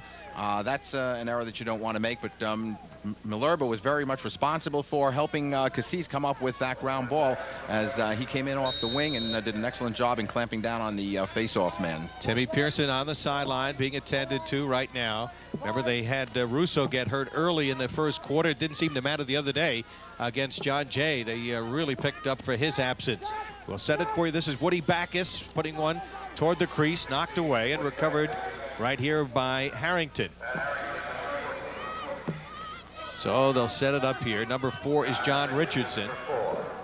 Richardson plays in the midfield. Mazzata, number 10. And they get in Morley trying to make a pass and hit the ground. Morley went down. There is a flag on the play, and it appears that Morley has drawn a penalty against Comstock here, Kerry. Right, they drew a 30-second extra man penalty. As he drew the double, he looked to dump it into the crease area, and the pass went awry, but he did draw the double and the penalty, so it'll be an extra man situation. Good opportunity for Canton right now. And here you'll see again on the replay, here will be the loose ball that was created as a result of the pass from Morley. And that was Nick Malerba who came out and played on the defense. Going to be a key matchup. This team does very well man up. They had a lot of man up goals the other day in their win over Corning, but they mishandled the pass. It goes off the stick of the intended receiver that time, Andrew Mazzata. And Comstock will get it back with 15 seconds left on their man down. As John Tobias will drop it off for Nick Russo, who's got the great legs, trying to move up against Mazzata. Now doubled up as he is by number 14 over there, and that is Kevin Nee, or check that, Pat Harrington. Harrington, one of their premier scorers. And look at Russo. Teams are all even as Russo loses it, playing with that bandaged left leg. Good hit that time on Mark Morley. And this is a Canton team that's very physical too, Kerry. They are about 15 miles from the Canadian border up in the Adirondacks. They play a lot of box lacrosse up there, a lot of hockey. They're 3-time state champions, I believe, in hockey as well. And they're in the last 2 years, Barry, they've been the defending state champions in hockey. And in fact, Mark Morley is the only player on the team that has been a 3-time state champion. He's won the 3 hockey championships that they've won from New York State, and now may have an opportunity to be a state lacrosse champion. Cinderella story for these young men from Canton, a small town where St. Lawrence University is. Good stop, and as the ball went in on the rebound, we got a whistle and a crease violation. No goal will be called. That was Trevor.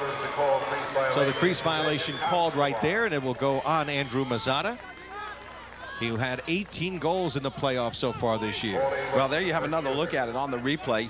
Again, you have, that was Primo playing on the defense. They looked to go in tight on the crease, and the shot taken well after the crease violation. Good call by the officials. Malerba will be going to Hofstra next year, legs it up, coming off a very fine game against Yorktown. He was one of the keys in that victory. Off now to Tom Lemieux, number 6, who has 29 goals, including 7 in the playoffs. Already it's Comstock with a 1-0 lead on Pearson's 64th goal of the game, 50 seconds in. Here's Cassis dumping it off on the crease. He was looking for his teammate. That's McDonald, who's in the game right now, number 23, Matt McDonald, the sophomore attackman. And he, of course, is in the lineup right now. Normally doesn't play a whole lot. Here is Lemieux sweeping to his right. Picked up by the defender. As picking him up that time was number 12, Cody Castley, the midfielder. Castley playing with a short stick. Comstock showing some patience here. We played 4 minutes, 5 seconds, Kerry. 1-0 Comstock with the lead over the underdog Canton, New York team. Sort of a Cinderella team. Finally broke the schneid against Corning East after losing to them in the quarterfinals each of the last 3 years. And now the youngsters from upstate New York will bring it across. Coming down is Mark Morley, their All-American midi. Morley, big and strong, lays it off. Flag coming up again on Comstock here. They'll get a close-in shot to Tobias. A nice save on the close-in shot by Kevin Nee. The sophomores had 28 goals, 39 points. Well, that was a great save by Tobias. I thought he stayed with the shot by Nee very well, getting his stick down on the shot. There'll be another 30-second opportunity on a hold call against the Warriors. Now, again, Barry, we've seen now Comstock commit 2 penalties in the first 5.5 minutes. Here it is again on the replay. That was Dietrichson who got called for the hold. And you'll see Nee come into your picture right there with the ball, with his shot stopped by Tobias. So second man up situation, 30-second opportunity for Canton. The Golden Bears trailing 1-0. Work it up top. This is Richardson, 4. Over to 12, Cody Casserly. On the wing. Good pass in the slot. Morley well checked. Good job that time. I think it was Frimmer who checked him, Kerry. Absolutely. It was an excellent job by Frimmer coming in from the backside to put the pressure on Morley. They're the key. He's the key guy. Team's all even. Here's an opportunity. Beautifully passed, and they score. Diedrichsen off the feed from Naglieri. It's 2-0 Comstock. Diedrichsen came out of the box, went right toward the crease, and was set up beautifully that time. Well, that's a hurt penalty for Canton, having not been able to take advantage of the penalty, and then coming up and scoring at the other end of the field with the Warriors. Now look at the nice feed. Diedrichsen wide open on the crease. Coming in, no one from Canton picked him up as he came in off the box from the penalty against Comstock and found himself wide open, and it was a great look to give Diedrichsen the goal. Naglieri picks up the assist. Diedrichsen's 22nd of the year for the good-looking sophomore. Down they come again. Cassis has dominated faceoffs, winning all 3. Shot deflected. It'll still be Comstock balls. They head back up, and that's going to be a deflator, as you said, Kerry. They 0 for 2 man up, and right after Diedrichsen alertly going right to the crease area where he's so good, getting that feed nicely from Naglieri on the fast break. Well, you know, Diedrichsen played that very well. He came off the box right at the very edge, so he got in behind the defense and almost sneaking in on them.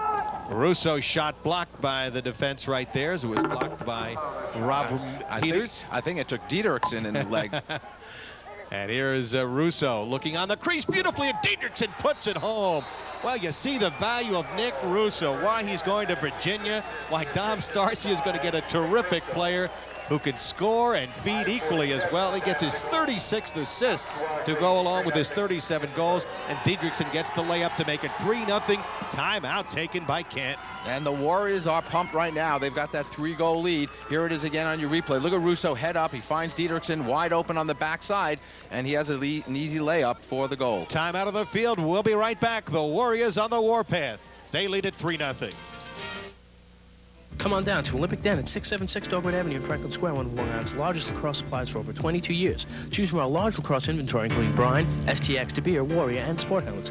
We carry cascades, lacrosse heads, shafts, including alloy shafts, composite shafts, and titanium shafts. You can also design your own personal custom lacrosse stick. Choose from a wide selection of shorts. Olympic Den also features the Clear Edge, Edge 2, and F22 shafts. Olympic Den, located at 676 Dogwood Avenue in Franklin Square, 516-486-0975. My prescription copay is the same no matter where I go. At my Legend Pharmacy, the personal attention I get doesn't cost a thing. I have to take 3 different medications daily, so I depend heavily on my Legend pharmacist counseling. He's there for me. I don't like standing in line or being told to come back in a half hour or more for my prescription. That's why I go to my Legend Pharmacy. Impersonal chain stores and mail-away prescriptions don't treat you like family the way Legend pharmacies do, and our everyday low prices are hard to beat. The Warriors on a mission. Bob Woods retiring after this game, and what a way he'd like to do what Jim Amon did on this field 2 years ago, Kerry, go out a state champion. Well, the way the Warriors are playing right now, Barry, I don't think there's anyone that's going to stand in their way and prevent that goal from being achieved. A lot of people, including us, expected Corning East to be here with the great All-American Kostolansky, who's going to be playing at Hofstra, but Corning East may have taken these kids on a little bit lightly, and they came away, Canton, with a 15-11 victory over them. Well, from what we've heard, Canton really took Corning East right out of their game, being so physical and playing so wide open. Well, here's Cassis again, dominating easily. Going right to the cage, off to Pearson, who makes it look easy. 4-0. Pearson's second goal of the game. 5 minutes, 56 seconds, the time of the goal. Cassis, the assist.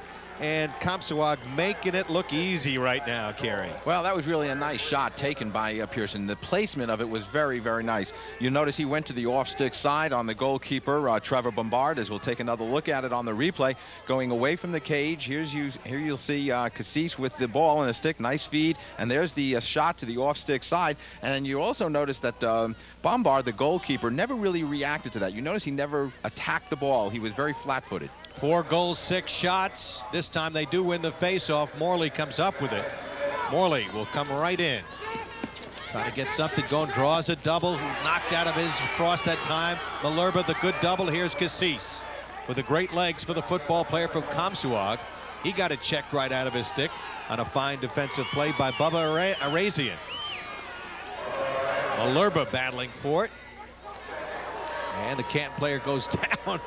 Looks like a scrum there, like a hockey scrum a little bit there. Bubba trying to go after it. We get a whistle, and the ball will go over right now to Canton, trailing 4-0. A couple of goals for Pearson and a couple for Didrikson. And there you see Bob Woods on the sidelines watching his team doing a nice job at both ends of the field right now. Kerry, if I had made the mention to you, they might be a slight possibility of them taking Canton lightly, figuring they might be playing Corning. We were way off base. We were worried about that after Garden City game, and they came out so strong against John Jay the other night. Absolutely. I think the key to this is we see the goal scored by Canton. And it was scored by number 14, Pat Harrington, the senior going to Lemoyne, where his brother's a big star. He was the MVP of those hockey championships, and he comes up with the goal, his 56th of the year. He comes off a 4-goal effort against Corning East. Let's look at it here against Frimmer. Well, you see Frimmer just overplayed him, but looks to go for the back check and doesn't quite make it. He saw the stick hanging. Harrington made a nice shot, keeping it low on DeBias, making the score 4-1 right now with just over 3 minutes to go in the first quarter. His 56th goal of the year, and he's done very well in the playoffs, this young man, going to Lemoyne. He was recruited by Hobart, but staying at Lemoyne, a good Division II program. Cassis winning 5 face-offs so far, 5 of 6. And you know, I might add too that Harrington, as an attackman, was rated as the league's MVP. Even though Morley was selected as the All-American, they took Harrington as the team MVP, or the league MVP rather. Well, they've had traditionally strong teams up there in the Adirondack. They beat Shaker. Their only loss was to Carthage this year, and if that rings a bell to you fans, of course, they've had the great Powell brothers, came from Carthage. They've had an outstanding program upstate. A look on the crease, that time by Russo, goes awry. But we get a loose ball push, and it will stay in the hands of Comstock right here.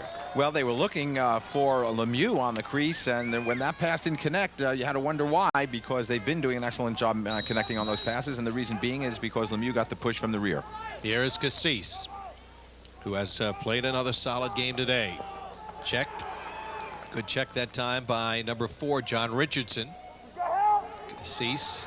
Right now, you see Kevin Cassis is showing a little bit too much stick as he's bringing it in front of him. He's showing the stick to Richardson, and that's where that check's coming from. Got a short stick on him. Got checked as he was trying to go across cage with it. Goes out of bounds. Naglieri couldn't hold it, but it is deflected out of bounds, so it'll still be Comstock ball. Let's check in with Carl Reuter. Barry and Carey, even though number 51, Tim Pearson's still in the lineup right now for Comstock, watch him because he took a shot in the last game in the back area. He's had some trouble breathing. That seems to be the problem. Early in this game, about 10 seconds in, took another shot. They are watching him intently because of the breathing. If that occurs, they probably will pull him out. Back upstairs. Russo denied. And the rebound, Didrikson puts it home. Talk about unsung heroes. Here's Didrikson, the sophomore, saying, I want to get my name in the record books. He gets his 3rd goal of this first quarter. It's 5-1. As a young man, not really his full name is not Marty Didrikson. And that is not his legal name, Kerry, but they call him Marty because of what? Well, it's an interesting story talking to his dad before the game. His real name is Matt. And as we'll take a look at it on the replay, look at the hit right there that was placed on Nicky Russo by Mark Morley, number 22, and Russo being very slow getting up on his feet, and now is off the field. Again, could be another injury that he's taken, and he's upset on the sidelines as Comstock takes a timeout. Well, you see, officially they list him as Matt on our score sheet, but the kids call him Marty. And why do they call him Marty? Well, this goes back from when I understand Matt was a young player and a youngster and very supportive of the Islanders. His dad and he used to go to quite a number of Islander games, and at the Islander games, his dad said they were looking for some kind of connection, and they found a connection with Marty McGuinness, a former player of the Islanders who have the same birth date as Matt. And so as a result, he took on the name Marty. Speaking of hockey players, we'll be joined at halftime by one of our sponsors, former Islander player Mike Horty. And you see the New York State Class B semifinals. Canton 15, Corning East 11, and of course Comstock with a commanding victory over John Jay. Long Island schools have dominated the B championship, Kerry, winning the last 4 New York State championships going back to Garden City. Back in 94, 95 it was Manhasset, 96 again it was Bethpage with their great win to give Jimmy Amon a great send-off, and of course last year was Garden City again. Well, it's traditionally been, you know, a very strong class for lacrosse in New York State on Long Island with the B schools. And while we have a delay, maybe we could take a look at that last goal that Diederiksen scored. And here you'll catch in your picture, there's the shot initially taken by Russo. The ball getting loose, and look at Diederiksen's quickly scooping it up right on the crease. He's so dangerous on that crease area. He's very quick, and he finishes everything he scoops up on the crease. Shows you can be a little guy. He's 5'6", 150, a soccer player. You're kind of guy, Kerry, because you coach soccer and, of course, lacrosse at Deer Park. You like those soccer players. Very deceptively quick and very sneaky on the crease. 6 of 7 faceoffs won by Kevin Cassis as he wins that easily from Morley. No contest. Morley came in 90% some of his recent games winning faceoffs, but he hasn't faced the likes of Cassis. Here's Pearson driving the cage and throws an errant pass. It'll roll toward midfield and out of bounds, and it will be Canton ball. They trail 5-1 here as it has been Comstock lighting it up. Diederiksen with 3. And, of course, the brilliant Timmy Pearson with 2. In light of what Carl mentioned earlier about that injury to Timmy Pearson and his breathing, I think you may very well see Pearson take a role being more of a feeder behind the cage rather than looking to attack the cage and risk taking another hit. Of course, he's an excellent feeder, has 38 assists coming in. John Richardson playing in the midfield. Going to his right, bounces one and scores. Surprised Tobias with the bounce shot. So John Richardson comes up with the goal, the senior, and it is now a 5-2 game. Remember, this is a high-scoring team.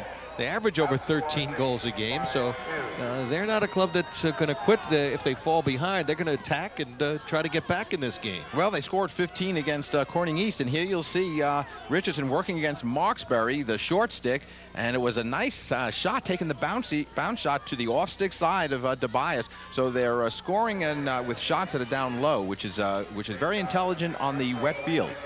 And right now they look for a fast break opportunity. Naglieri will bury it right off the fast break. Russo gets the assist, and it was Cassis again dominating the faceoff. Well, that was really a nice look by Nick Russo out on the wing area and finding Naglieri coming in right on the cage. Naglieri taking a little hit after the goal, but I'm sure he's willing to give up his body for those goals in this game, giving them the 6-2 lead with just 37 seconds to go in the first quarter. And for Naglieri, his 37th goal of the year and his 8th in the playoffs. Russo will pick up yet another assist.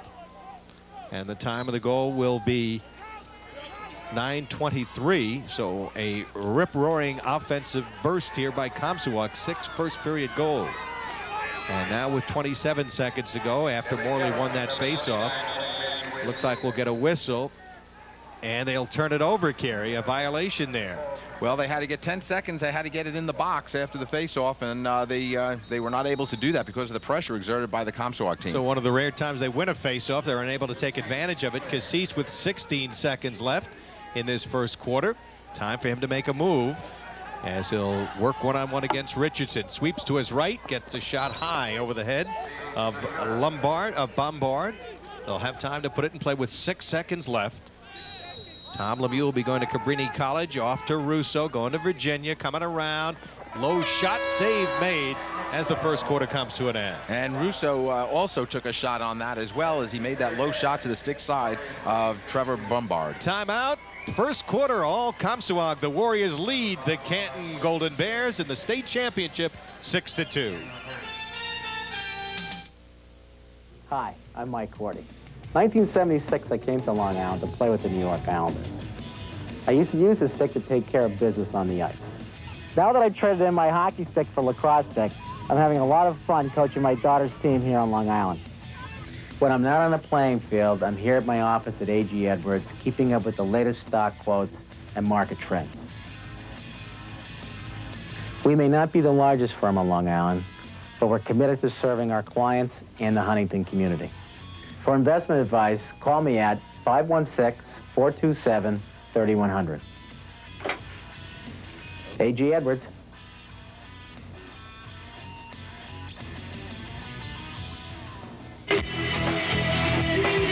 E-Lacrosse Blades on the cage is the ultimate lacrosse highlight experience. Scoop one up at the E-Lacrosse website or at finer lacrosse stores like Great Atlantic, LaxWorld, Commonwealth Lacrosse, and Lacrosse Unlimited on the island. Well, the sky's gray, but it's pretty sunny if you're a Comstock fan so far. Young men from Fort Jeff Station on a mission in the final game for their coach Bob Woods, trying to complete an undefeated season. And right now leading at 6-2 and really in command right now, Kerry, you'd have to say. Oh, absolutely. I think they've dominated at both ends. They dominated on defense, shutting off 2 extra man opportunities by Canton and having some great opportunities and great looks at the offensive end, especially in the crease area. They're coming around the crease and really taking some good shots and finding some loose balls. And that's been very important, too, I think, the ground balls, because I think Bob Woods really wants to control the tempo. This is a nice one-on-one team, this Canton program. Cassis and Morley get set to go. Our referee is Jim O'Hara. Our umpire Bruce Teague. Chuck Peebs is our field judge. CBO is Harold McVeigh. And off the violation against Cassis, the ball put in play by Morley. 6-2 Comstock leading as we begin the second quarter. We're joined by John Kenny, the Suffolk County lacrosse coordinator and fine coach of Stony Brook School. And right now the takeaway by Comstock and up to Russo. And we'll get John's thoughts right now. John, you played this Comstock team over the last few years. You know them better than anyone. Are they playing any better today in this playoffs than you've seen them play in the last 3 years? They're probably one of the most consistent teams feeding off the crease, going one side and then firing the ball backside. Teams like Canton, who haven't had an opportunity to play them very often, will have a tendency to ball watch and therefore get caught napping on the crease. And that's exactly what's happened, and the back door has been open, and that's where Dietrichson has found 2 of his 3 goals. Well, they try to clear it here, trying to come across Bubba. Array is in, and he's offside, so another mental mistake by Canton. And Comstock can force you. They get known more for their offense, but they play pretty tough defense, don't they, too, John? Yes, they do. They have a senior-led defense, and they just deny your good sticks the ball. Cassis working in the midfield with Russo, the 2 All-Americans, who certainly will be sorely missed. But Cassis will be back next year for 1 more year. And all the big-time college coaches are raving about him. And now Comstock with 1 minute gone here in the second quarter with the lead. This is Lemieux. Off to Russo. Pearson playing the feeder role right now, working against the big stick of Mike Sergey, number 31. Well, Pearson swings it to Russo. Comstock scored 6 first-quarter goals, 3 by Dietrichson. Here's Russo isolating one-on-one, getting in tight. Pearson the backup.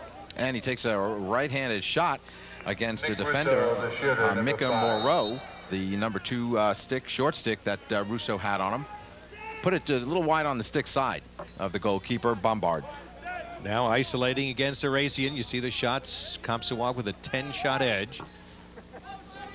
Russo, Comstock looking for a cutter here. They get it in the crease. Dietrichson has been hot. Gets stopped. One of the few times he's gotten stopped, Barry, after that shot. Third save by Bombard. And they'll leg it up here. Trailing 6-2 with the long stick. They get it on the crease. Good stop in tight. As getting the opportunity was the dangerous Pat Harrington. Good save by Tobias there, Kerry. Well, I think he's made 2 very good saves, and that was a great check that we saw right there by Favaloro. And Favaloro sets up his teammate almost for a hospital play. Dietrichson, they lost it. And with the ball right now for Canton is Mike Mora, or Mika Mora. And let's go to Carl Reuter. Barry, I'll tell you one thing. For a field that was totally drenched before the game, this game started 1 hour late because of torrential rains and thunderstorms here. I mean, it was just teeming an hour before the game. They delayed the start an hour. And for all that rain to fall on this field, it is remarkably dry, and the footing is pretty solid out there for both these teams. Back upstairs. It is remarkably, you know, a good field out there. And the drainage here is excellent. John, you've played on this field several times, and what a remarkable change. About an hour ago, who would have believed that we would have even been able to play? Absolutely. This is a great facility that Hofstra has and affords both the Nassau and Suffolk public high schools to play the championships in.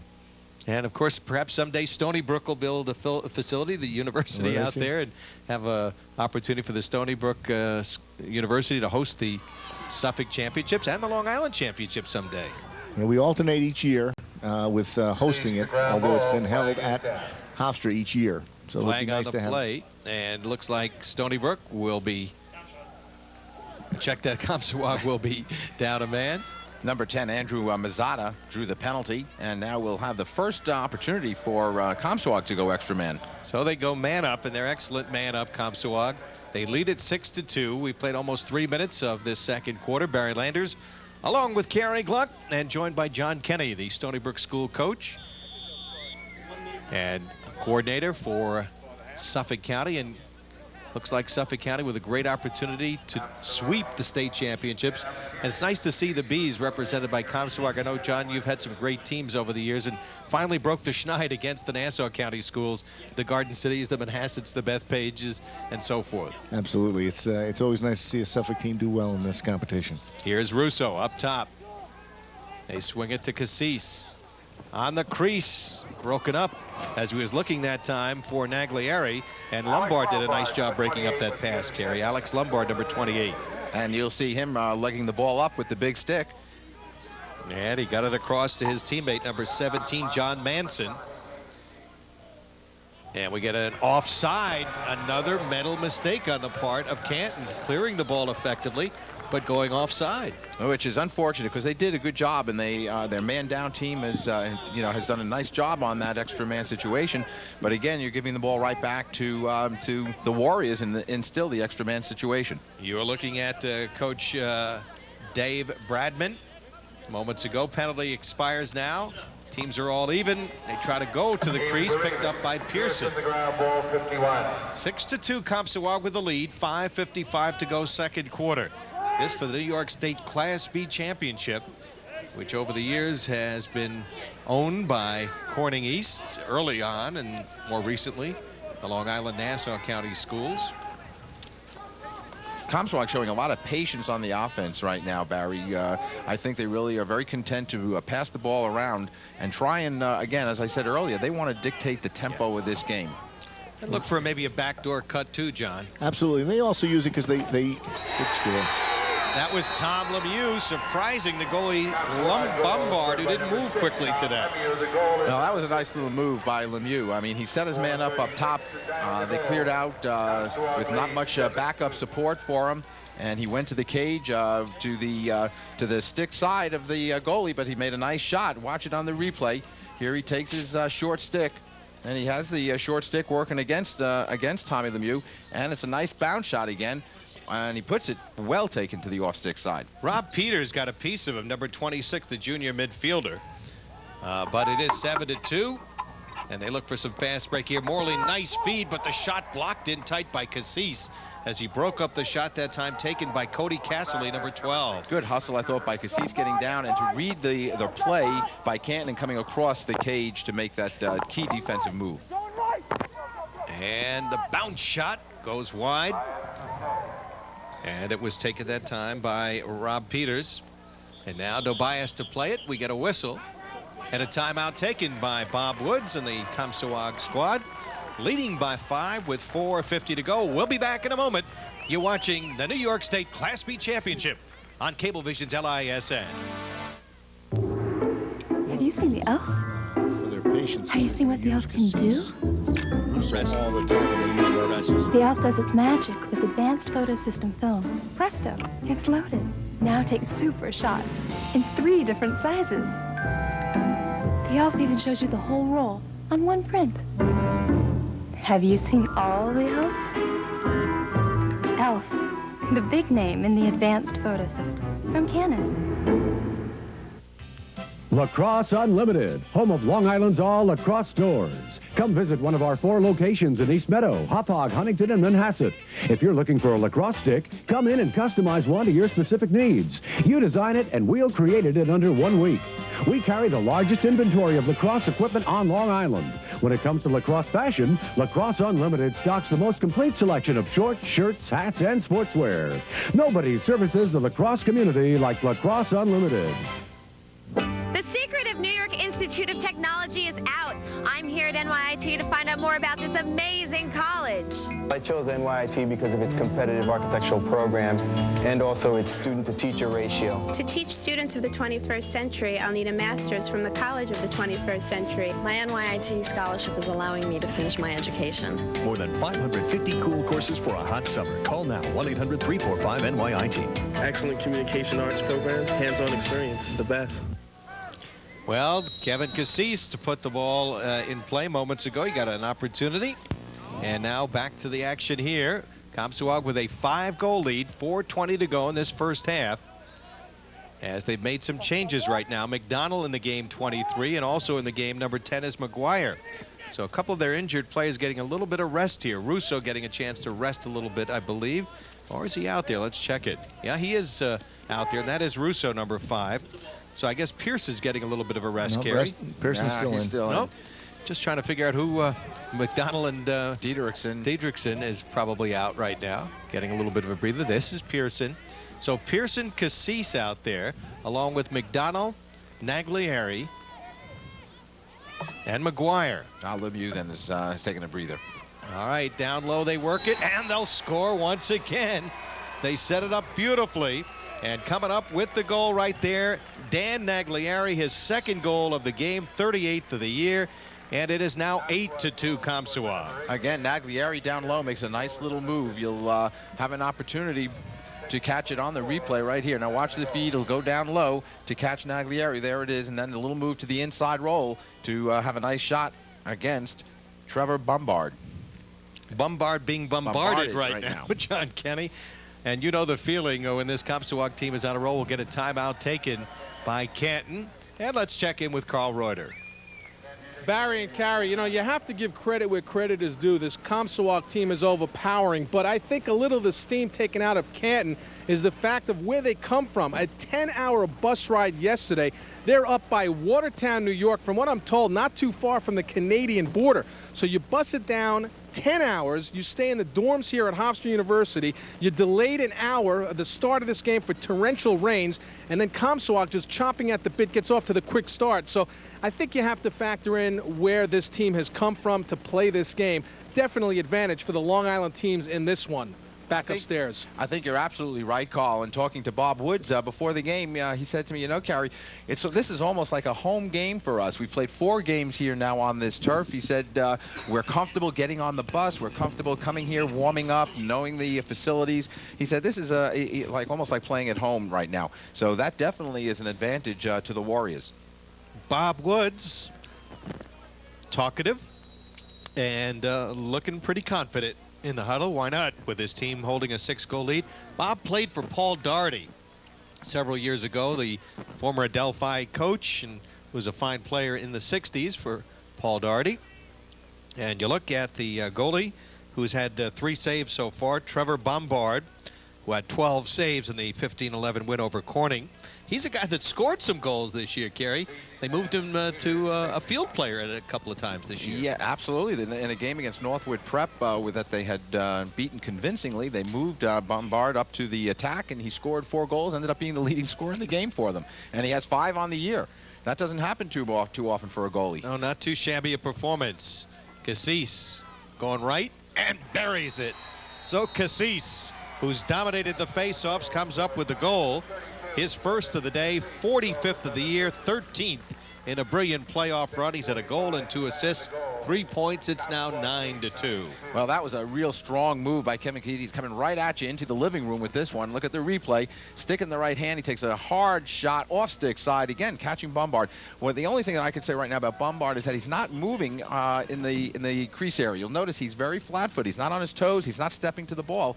And I think they're catching him really quite flat-footed on their shots. John, you could comment on that. We'll watch Cassis right now pick it up. Your son, of course, a brilliant goalie who's going to go to Virginia. Derek, as you watch this young man, Bombard, do you agree with Kerry? What else could he do? Absolutely. He needs to step towards the ball. He's not being aggressive to it. He's reacting to the ball after it's been shot and trying to do a lot with his stick, which is characteristic of box players on a smaller goal.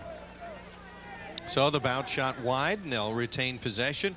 How about some of your players at Stony Brook School? Where are they headed next year, John? Well, James Maritas is going to Cornell, and we had very few seniors, but the other one, Kevin Graves, is going to Colgate, and then Jim Stanek is going to Western New England College. How about some of the boys from the past, recent years? How'd they do in college this year from Stony Brook They did very well. We had a boy playing, Spencer Niebuhr, who was playing for Hobart, and my son Jake is at Princeton, so we had well represented in the NCAAs this past year.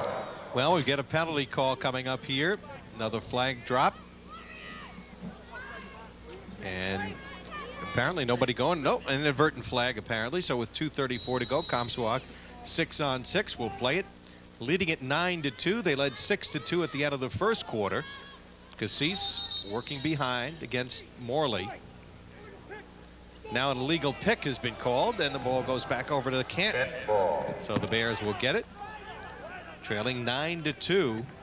You know, you also got to remember that for Canton, they had an emotional victory over a team that had beaten them the last 3 years. Not only the long bus ride, Kerry, but you've seen this happen often when you beat a rival that has beaten you.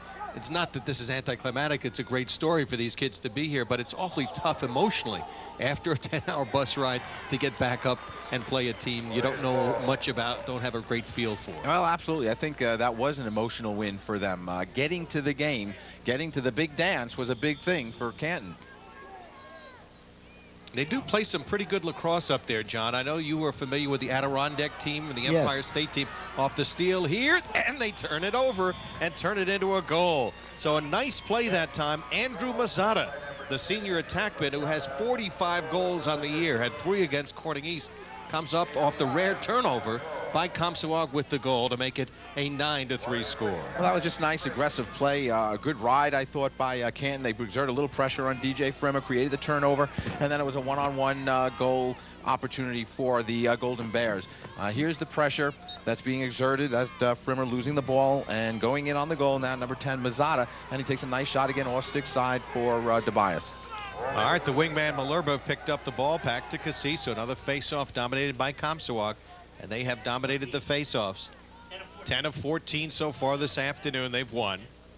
Russo now working in the midfield.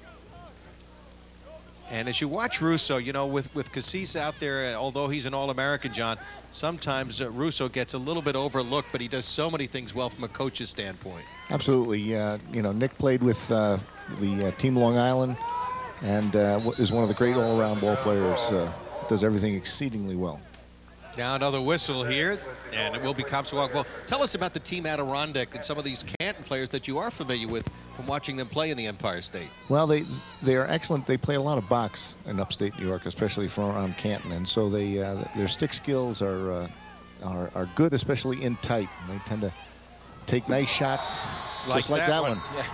Well, Mazzato getting a nice feed from Morley. We saw the passing ability of Morley, who had 6 assists in the win over Corning East. And they come up with a couple of quick goals here to make it 9-4. Well, they closed the lead to 5 goals. Again, it was a nice look by Morley. He didn't have anything on the cage himself and very unselfishly dished it off. Here you see him with the stick in his hand, putting on some moves, trying to go on Nicky Russo. As he draws the double, he looks down low to Mazzata. Mazzata took a nice shot right over the off-stick shoulder of DeBias. So Mazzata having scored the last 2 goals. Cassis making it look easy against Morley, who is a premier face-off man in his own right. And we're down to the final 50 seconds of play in the first half. Coming up at halftime, join Carl Reuter as he chats with Mike Horty.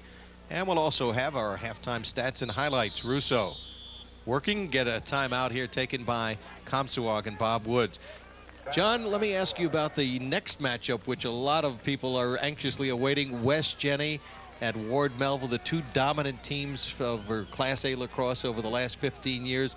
I think this is the 13th year in the 22 years of the A classification that West Jenny is playing for the state championship, and the 9th for Ward Melville. How do you size that one up? Well, it's also interesting that in the last 10 years, both teams have won it 4 times. So this will break the tie. It'll be very interesting, very heated game. I think West Jenny thought last year they should have won that game in overtime. And definitely 2 great coaches, Mike Mazier and Joe Cuso, with the premier records being on tap, and it'll be a good game. Absolutely. I think that's going to be this is going to be a highlight of the lacrosse season, seeing those 2 teams go at it. Both teams are tough defensively. They're high-scoring teams. It's going to be a heck of a matchup. I'm going to ask you about this Comstock team, and of course you've played them, as we mentioned, a lot over the last few years. They're in the B classification, which you play, John. How do you think they'd match up against Ward Melville? Well, being in the same district as Ward Melville and also being neighbors to Comstock, I'm just going to give both teams credit where credit is due. And being the coordinator for the county. Absolutely. Well said, John. John Kenny, the ever politician. Right now, we'll have play resume here as you're looking at Bombard, who has given up 9 goals and has made 3 saves today. And let's see what what Comstock does here with this final 30 seconds of play. Care, what do you think you'll look for? As right now Russo loses the ball, but it's out of bounds, and it will still be Comstock ball, as it was goosed out over there by number 17, and that was John Manson. You notice that the goalie has a tendency to lock his knees when he's resting, even though they're on defense, and that's why he is a lot of time not stepping towards the ball. Got a flag on the play, so they've got a free shot here. 13 seconds to go. Here's Pearson. What a move. Pearson off up top, and that shot whistled wide. A little shoving going on between Russo and number 7, Luke Snow, the defender. Snow wasn't supposed to play tonight or this afternoon, Kerry. Was bothered by an injury, I guess. But he's in there. We get a flag coming up. A slashing 1-minute penalty, 4 seconds. They'll could hold on, but you could take a shot just as well here. Well, you'll have an opportunity to see the slash call on the replay, and that looks like it was a little bit high, but there's the dump to Russo after the penalty. Sidearm, low shot. He unfortunately puts it on the stick side, so it was an easy save for Bombard. They'll run out the clock. John, would you stay with us for the 3rd quarter? John Kenny? Sure. All right, and we'll be back with our halftime report. Barry Landers, Kerry Gluck, Carl Reuter from Hofstra Stadium, where it's all Comstock. The Warriors lead at 9-4 at halftime.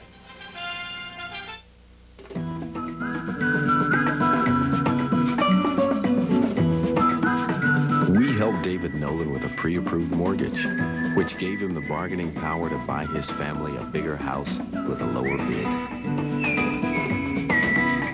Chase Mortgage Pre-Approvals. They make every one of our 23 different mortgages even more valuable. Another way you're worth more at our bank. Chase, because the right relationship is everything. Okay, tune into Bob's for over 30,000 pairs of sneakers for basketball, running, soccer, cross-training, baseball, or just kicking around. Bob's has the sneakers you want. Nike, Reebok, Adidas, Converse, Fila, Airwalk, and Vans. You want sneakers? Bob's is the place, the only place for sneakers. It's Bob's, where the weekend begins. You decided on a college. I know we talked about it, but you made your decision so fast. You know, your mother was hoping you'd pick a school that's small and close to home, where you're not just another number, with teachers that really care about you. And what about your soccer? Do they have a good team? And of course, we want you to get a solid education. So, have you found a school like that? Sure did. At Delphi, stay close, go far.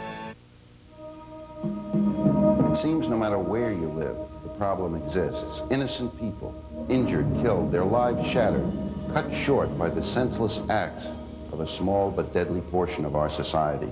Drunk drivers, people who choose to drink and drive. Don't drive drunk in Nassau County. Ask your friend to take you home. If you don't, my friend will. Halftime of the New York State Class B Championship. Right now, Comstock commanding 5-goal lead over Canton by the score of 9-4. Now joined by former Islander Mike Horty, who is also the Vice President of Investment over at A.G. Edwards of Huntington, one of the sponsors here on the Long Island Sports Network. And here's a guy who knows a whole bunch about this game of lacrosse because you've been coaching your daughter as well. Yes, I have. It's been a delight this past year. Actually, my wife started the league in Northport about 2 years ago. And it got such an interest. We have 3 teams now, and the girls have graduated up to another ladder here, and now they're in the middle school. So it's been a lot of fun. It's been a rude awakening how talented these girls can be, especially with the smaller pocket that they do have. You know, with the boys, they have that larger pocket to carry that ball. The girls don't have that advantage. They have to carry it, they have to stick with it, they have to cradle a lot faster, a lot quicker. Although it's not as rough, you know, they're not being checked. But it does have, you know, similarities of the boys lacrosse. They, you know, they have to have the, you know, the plays going down the field, the centerman cutting towards the net. And they have to make the passes at this level. When they get to the next stage in the high school, they won't have to make those 3 passes to make it like a legitimate game for those girls. And Mike, very similar to the game that you grew up and of course played professionally. It's very similar to the game of hockey. Yes, when you know, even at practice and stuff, like it's the drills that we were starting to use, I just sat there and just said, you know, I don't know really much about lacrosse. Let me just start using some of the hockey drills, the passing, the shooting type of thing, and the crisscrossing as you do. The centerman really takes the, you know, advantage of the play. I was watching the centerman over here, Cassis. He's won like 10 out of 10 draws in here, and that dominates the game. Going to the net, in front of the net, it's just like any forward paying the price. You know, you're getting knocked in your can as some of the defenseman is trying to get you out of there. All right, quickly, A.G. Edwards of Huntington. I mentioned one of the sponsors here. Why the involvement here with the Long Island Sports Network? What are you offering to the public? Well, right now we're just trying to be a, you know, community-minded sort of thing. You know, trying to give back a little bit to the community. A.G. Edwards has been in Huntington now for about 7, 8 years sort of thing, and there's many other brokerage firms in the industry that are in Long Island. We're just trying to, you know, give back to the community a little bit more. Mike, thanks very much for the support here on the Long Island Sports Network, and I know he's a golfer. He got out despite all this rain. He's been able to get out there and play with former Islander as well and teammate Patrick Flatley. Thanks very much for spending some time. My pleasure. Thank you. All right, and we're coming back here to Hofstra Stadium in Hempstead right after this timeout, joined by Carrie Gluck, halftime numbers and highlights right after this timeout. So stay with us. The Elite Sports Medicine and Rehabilitation Center features state-of-the-art technology, ultra-modern equipment, and an in-house board-certified orthopedic surgeon. The Elite team will bring new science, technology, and perfection together. Under the watchful eye of Elite's medical staff, Elite provides physical therapy, sports training, currently running Neil Heaton's pitching program, and weight reduction programs. The Elite Sports and Fitness Center. Call 737-6767. Strive to become all you can. I want to see Italy. Retire in 15 years and you'll need a lot of money. I want to pick up where Van Gogh left off. What I want to do? Nothing. In 25 years, even more money. Across the country, a mile at a time. In 35 years, well, start now. A Marine Investments Advisor can show you how. Arena Sport and Graphics in Port Washington is your full-service sports equipment and apparel store. Arena is a specialist in custom screen printing, embroidery, and uniforms. We are the official supplier of T-shirts for the Long Island High School football and lacrosse championships. We can design a custom logo for your team, business, or event. We can also embroider hats, shirts, and towels. All work done in-house. For a free catalog, call Arena Sport and Graphics, 1-800-882-9964.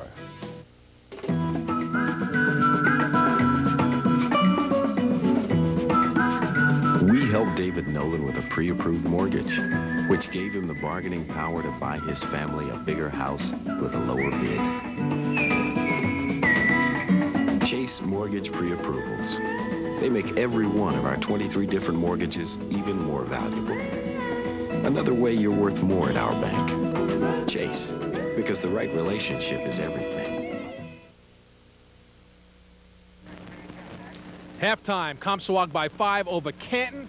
New York State Class B Championship is on the line. Now joined by Carrie Gluck. And Carrie, just like in the Long Island Championship against Stony Brook, Comstock dominating the faceoffs, led by number 32, Kevin Cassis again. Well, he's having another great day. Not only just winning the faceoffs, he's having a great day on ground balls. He's taken 6 shots. He's got a goal and 2 assists. So he's been very much involved at both ends of the field for the Warriors. Matt Dietrichson has the hat trick. Tim Pearson has 2 as we take a look at the halftime numbers. And as you can see, as Carrie just talked to about, is look at the number of shots for Comstock. And I also want to say, look at the number of face-offs that Comstock has, 11 out of 15, and the shots almost doubling the shots taken by the Golden Bears. That's been very critical.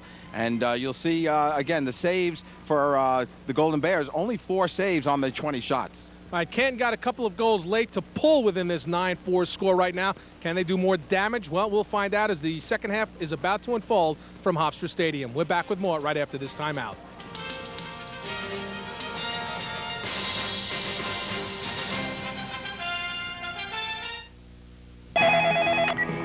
Hello? Oh, hi, Mom. Yeah, my teachers and career counselors are great. They even sent me email. Mom, the whole campus is wired. Yeah, we've got championship NCAA teams. No, I'm not lonely. There's a lot to do here. Rick and I were just going out to shoot some hoops before dinner. Yeah, the food's good. You're making lasagna? You got enough for both of us? We'll be right over. Adelphi. Stay close, go far.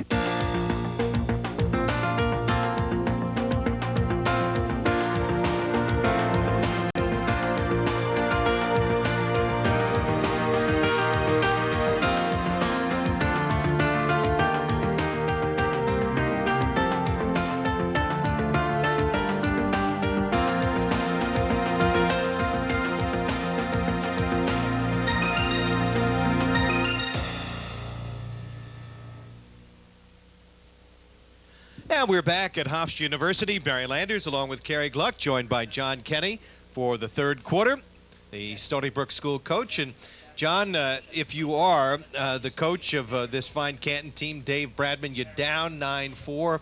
What do you think he was talking about in the locker room to his kids? He's got to tell them not to give up one easily here.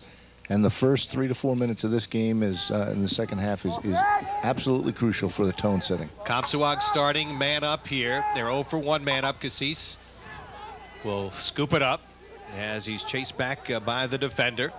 Number 3 defending against him. Bubba Arazian. Now Lemieux off to Nagliari on the crease. Quick stick shot missed that time as they set up Pearson on the crease. Again up top, Cassis. And he rifles it wide. They did have backup. Penalty time is down to about 10 seconds, I would imagine. They're doing an awful lot of ball watching, which is why they're losing those guys on the crease. About 15 seconds, we're told, as they're working around Lemieux. Down to 5 seconds. Russo.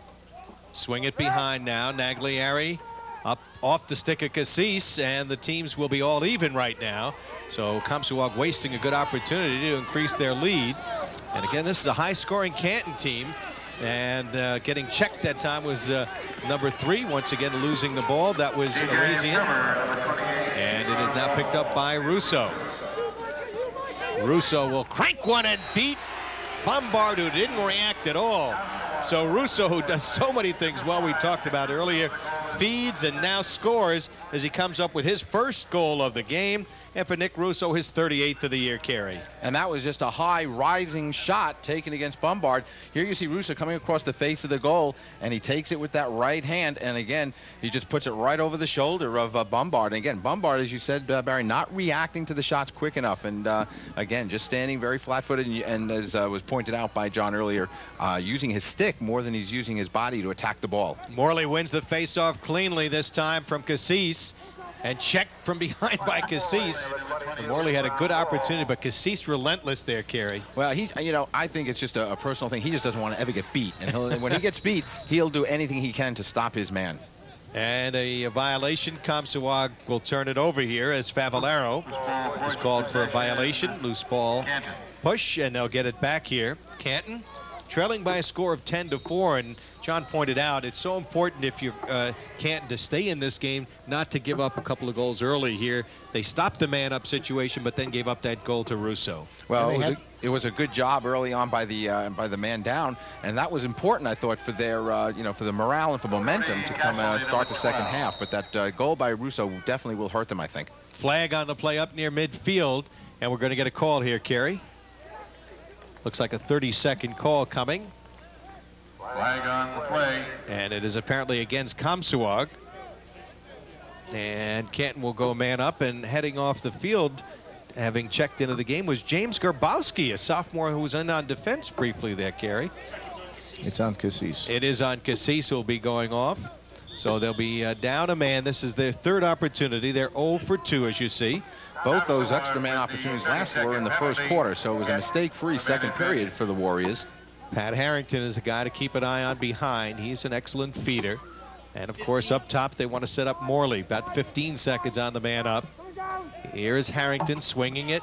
Angle drive knocked down. It was taken by Mazzata. Almost an impossible angle to score on, Kerry, but you got a whistle and an interference going up against Comstock. So Canton will get it back. Well, unfortunately, that's an unforced error. You hate to see that happen when you're man down and make that kind of a mistake. Tobias did a nice job, though, holding his pipe on that last shot, not giving a whole lot of room for the shooter. Art Cassis returns, so they're now 0 for 3 man up. They have the ball, trailing by 6. And working it now is Harrington, the senior. Going to Lemoyne, draws a double for Malherbe. Malherbe with a big hit, and looks like he's going to go off here. So officials calling it pretty tight right now, Kerry. Yes, they are. They are calling everything very tight, but they're good calls. He's getting called for the slash, and it'll be another minute. So we're almost a minute and a half as the two penalties run in succession. Let's listen and hear the hit as we replay it with natural sound. Come on, check.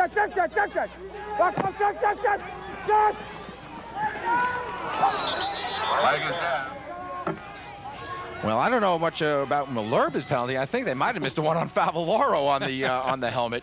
But anyway, in any event, it's still going to be an extra man opportunity for 1 minute.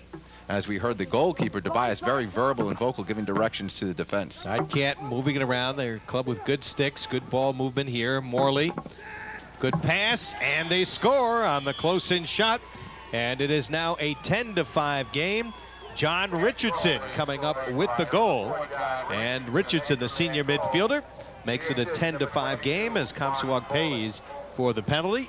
And they're back within 5. Time of the goal, 3 minutes and 1 second, Kerry. Well, Richardson, again, I thought took a nice opportunity, nice shot here. He uses the defenseman as a screen, goes off to the stick side of Tobias, keeps the shot low. Well taken effort on the Golden Bears.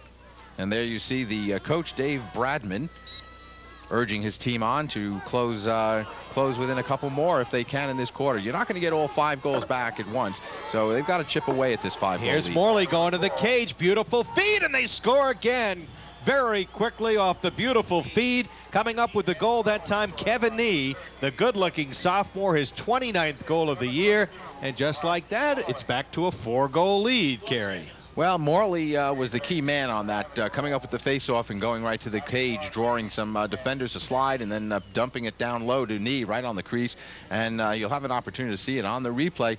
Here you'll see the ball in the stick of Morley, and he goes hard to the cage. And as soon as he goes hard to the cage, there's a slide that opens up the door for Nee down low. He puts it up high right over the stick shoulder of Tobias. Well, Cassis comes right back to win this face-off. An important possession here, that 6-goal lead cut to 4. And we mentioned this is a team that can score goals. So it's not like you're playing a defense-oriented team in this very high-powered Canton team. They scored 15 goals against an undefeated Corning East team the other day. Scoring goals here, coming right in tight. Diedrichsen off the shot that was stopped. Russo got the initial shot off. It was bobbled. And we're going to get another crease violation called against Comstock. And probably Diedrichsen, as he went for that ball, I think inadvertently might have stepped in. Nice strong move to the cage by Russo. And Diedrichsen in good position. He just couldn't get the handle on the ball off that deflection, and it went right to him. But it was a good move, I thought, by Russo. But you're right, this is a key possession right now for Canton, as it was for Comstock at the other end. And look at Russo create the loose ball. Great check. And look at him come up with a scoop. Cassis coming down, sweeping in. And he scores. Bombard got a piece of it, but the hard shot could not be stopped by Bombard. And Cassis, off the unsettled situation, his 2nd goal of the game, and 46 for the brilliant junior. Well, he worked for that goal. He did it all by himself with a good check at the midfield, creates the loose ball, scoops it up, and here he comes right into your picture. And he makes a little bit of a move on the defenseman, opens up the middle of the field, takes a shot, and again off the stick of Bombard. I mean, he's got to make that save. That's not a goal that Cassis should have really had. Bombard should have had that one. John Kenny had Pearson on the crease alone. He decided to take that shot, and right now here's Russo coming on down. So Comstock trying to regain that 6-goal lead. They have it broken up. Pearson after it. We get a whistle. And a violation coming up against Comstock. They'll turn it over. I think it was another crease violation. I think they caught Russo that time down low and on the crease. So that's been 2 times down. But again, it's back to a 5-goal difference between the two at 5:35 of the third. Well, Lemieux took that last face-off, and right now bringing it across is Arazian, number 3. And in tight, they work it. Tobias will get it. Pass could not be handled that time by Kevin Nee. And looking to clear is Frimmer. Good clear. Beautifully spots Russo. He's got a man breaking open, but he missed the pass as he tried to get to Naglieri. That was another fast break, John, that they could have had buried. Yeah, it seems that Canton has not got their legs back yet on this soft turf, and therefore not getting backside and not looking to get in the hole. The only thing I thought wrong, unfortunately, Cassis made that pass a little bit sidearm, and that's why it was a little bit behind Lemieux. Otherwise, it was a great look. Well, Canton comes rushing right down. We told you they're a team that likes to fast break. Morrow brought it down, number 2. This is number 26, Rob Peters. Bounces to the turf, and it's broken up. Marksberry, number 26 for Comstock, kicking it around. Good work by Marksberry. Relentless along the board on the wall here, along the sideline, and finally scooped up by Canton. And the pass deflected. A lot of ill-advised passes. Yep, Favillaro broke it up, and an offside is called, and it will be Comstock ball as we check in with Carl Reuter. Barry, we should keep an eye on the play of the goalie for Canton, Trevor Bombard. On that last goal, watch the left side there. He took this shot off his upper arm.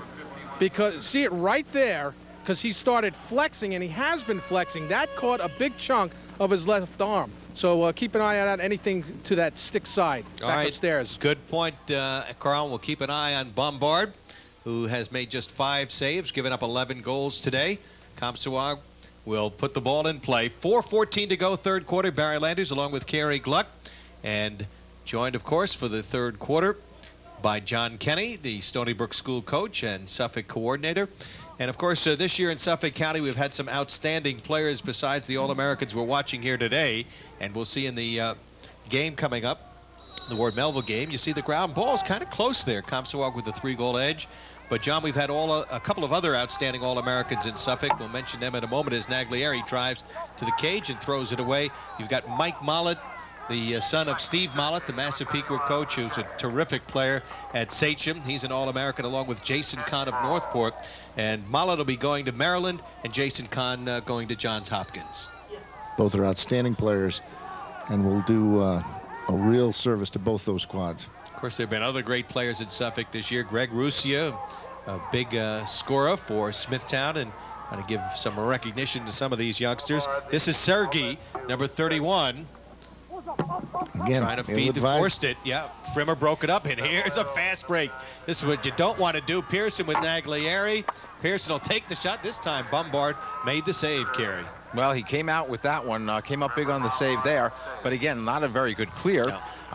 He hasn't shown a lot of clearing today. He hasn't had to have an opportunity to clear very much, and that was not a well-taken pass. Well, and when you're down, John, you can't afford to make these kind of mistakes on possessions that they've had. Especially against Comstock. They're very they capitalize very well on the unsettled situations, and will be very opportunistic against your mistakes. Here's Fremma. The young man has had a terrific year.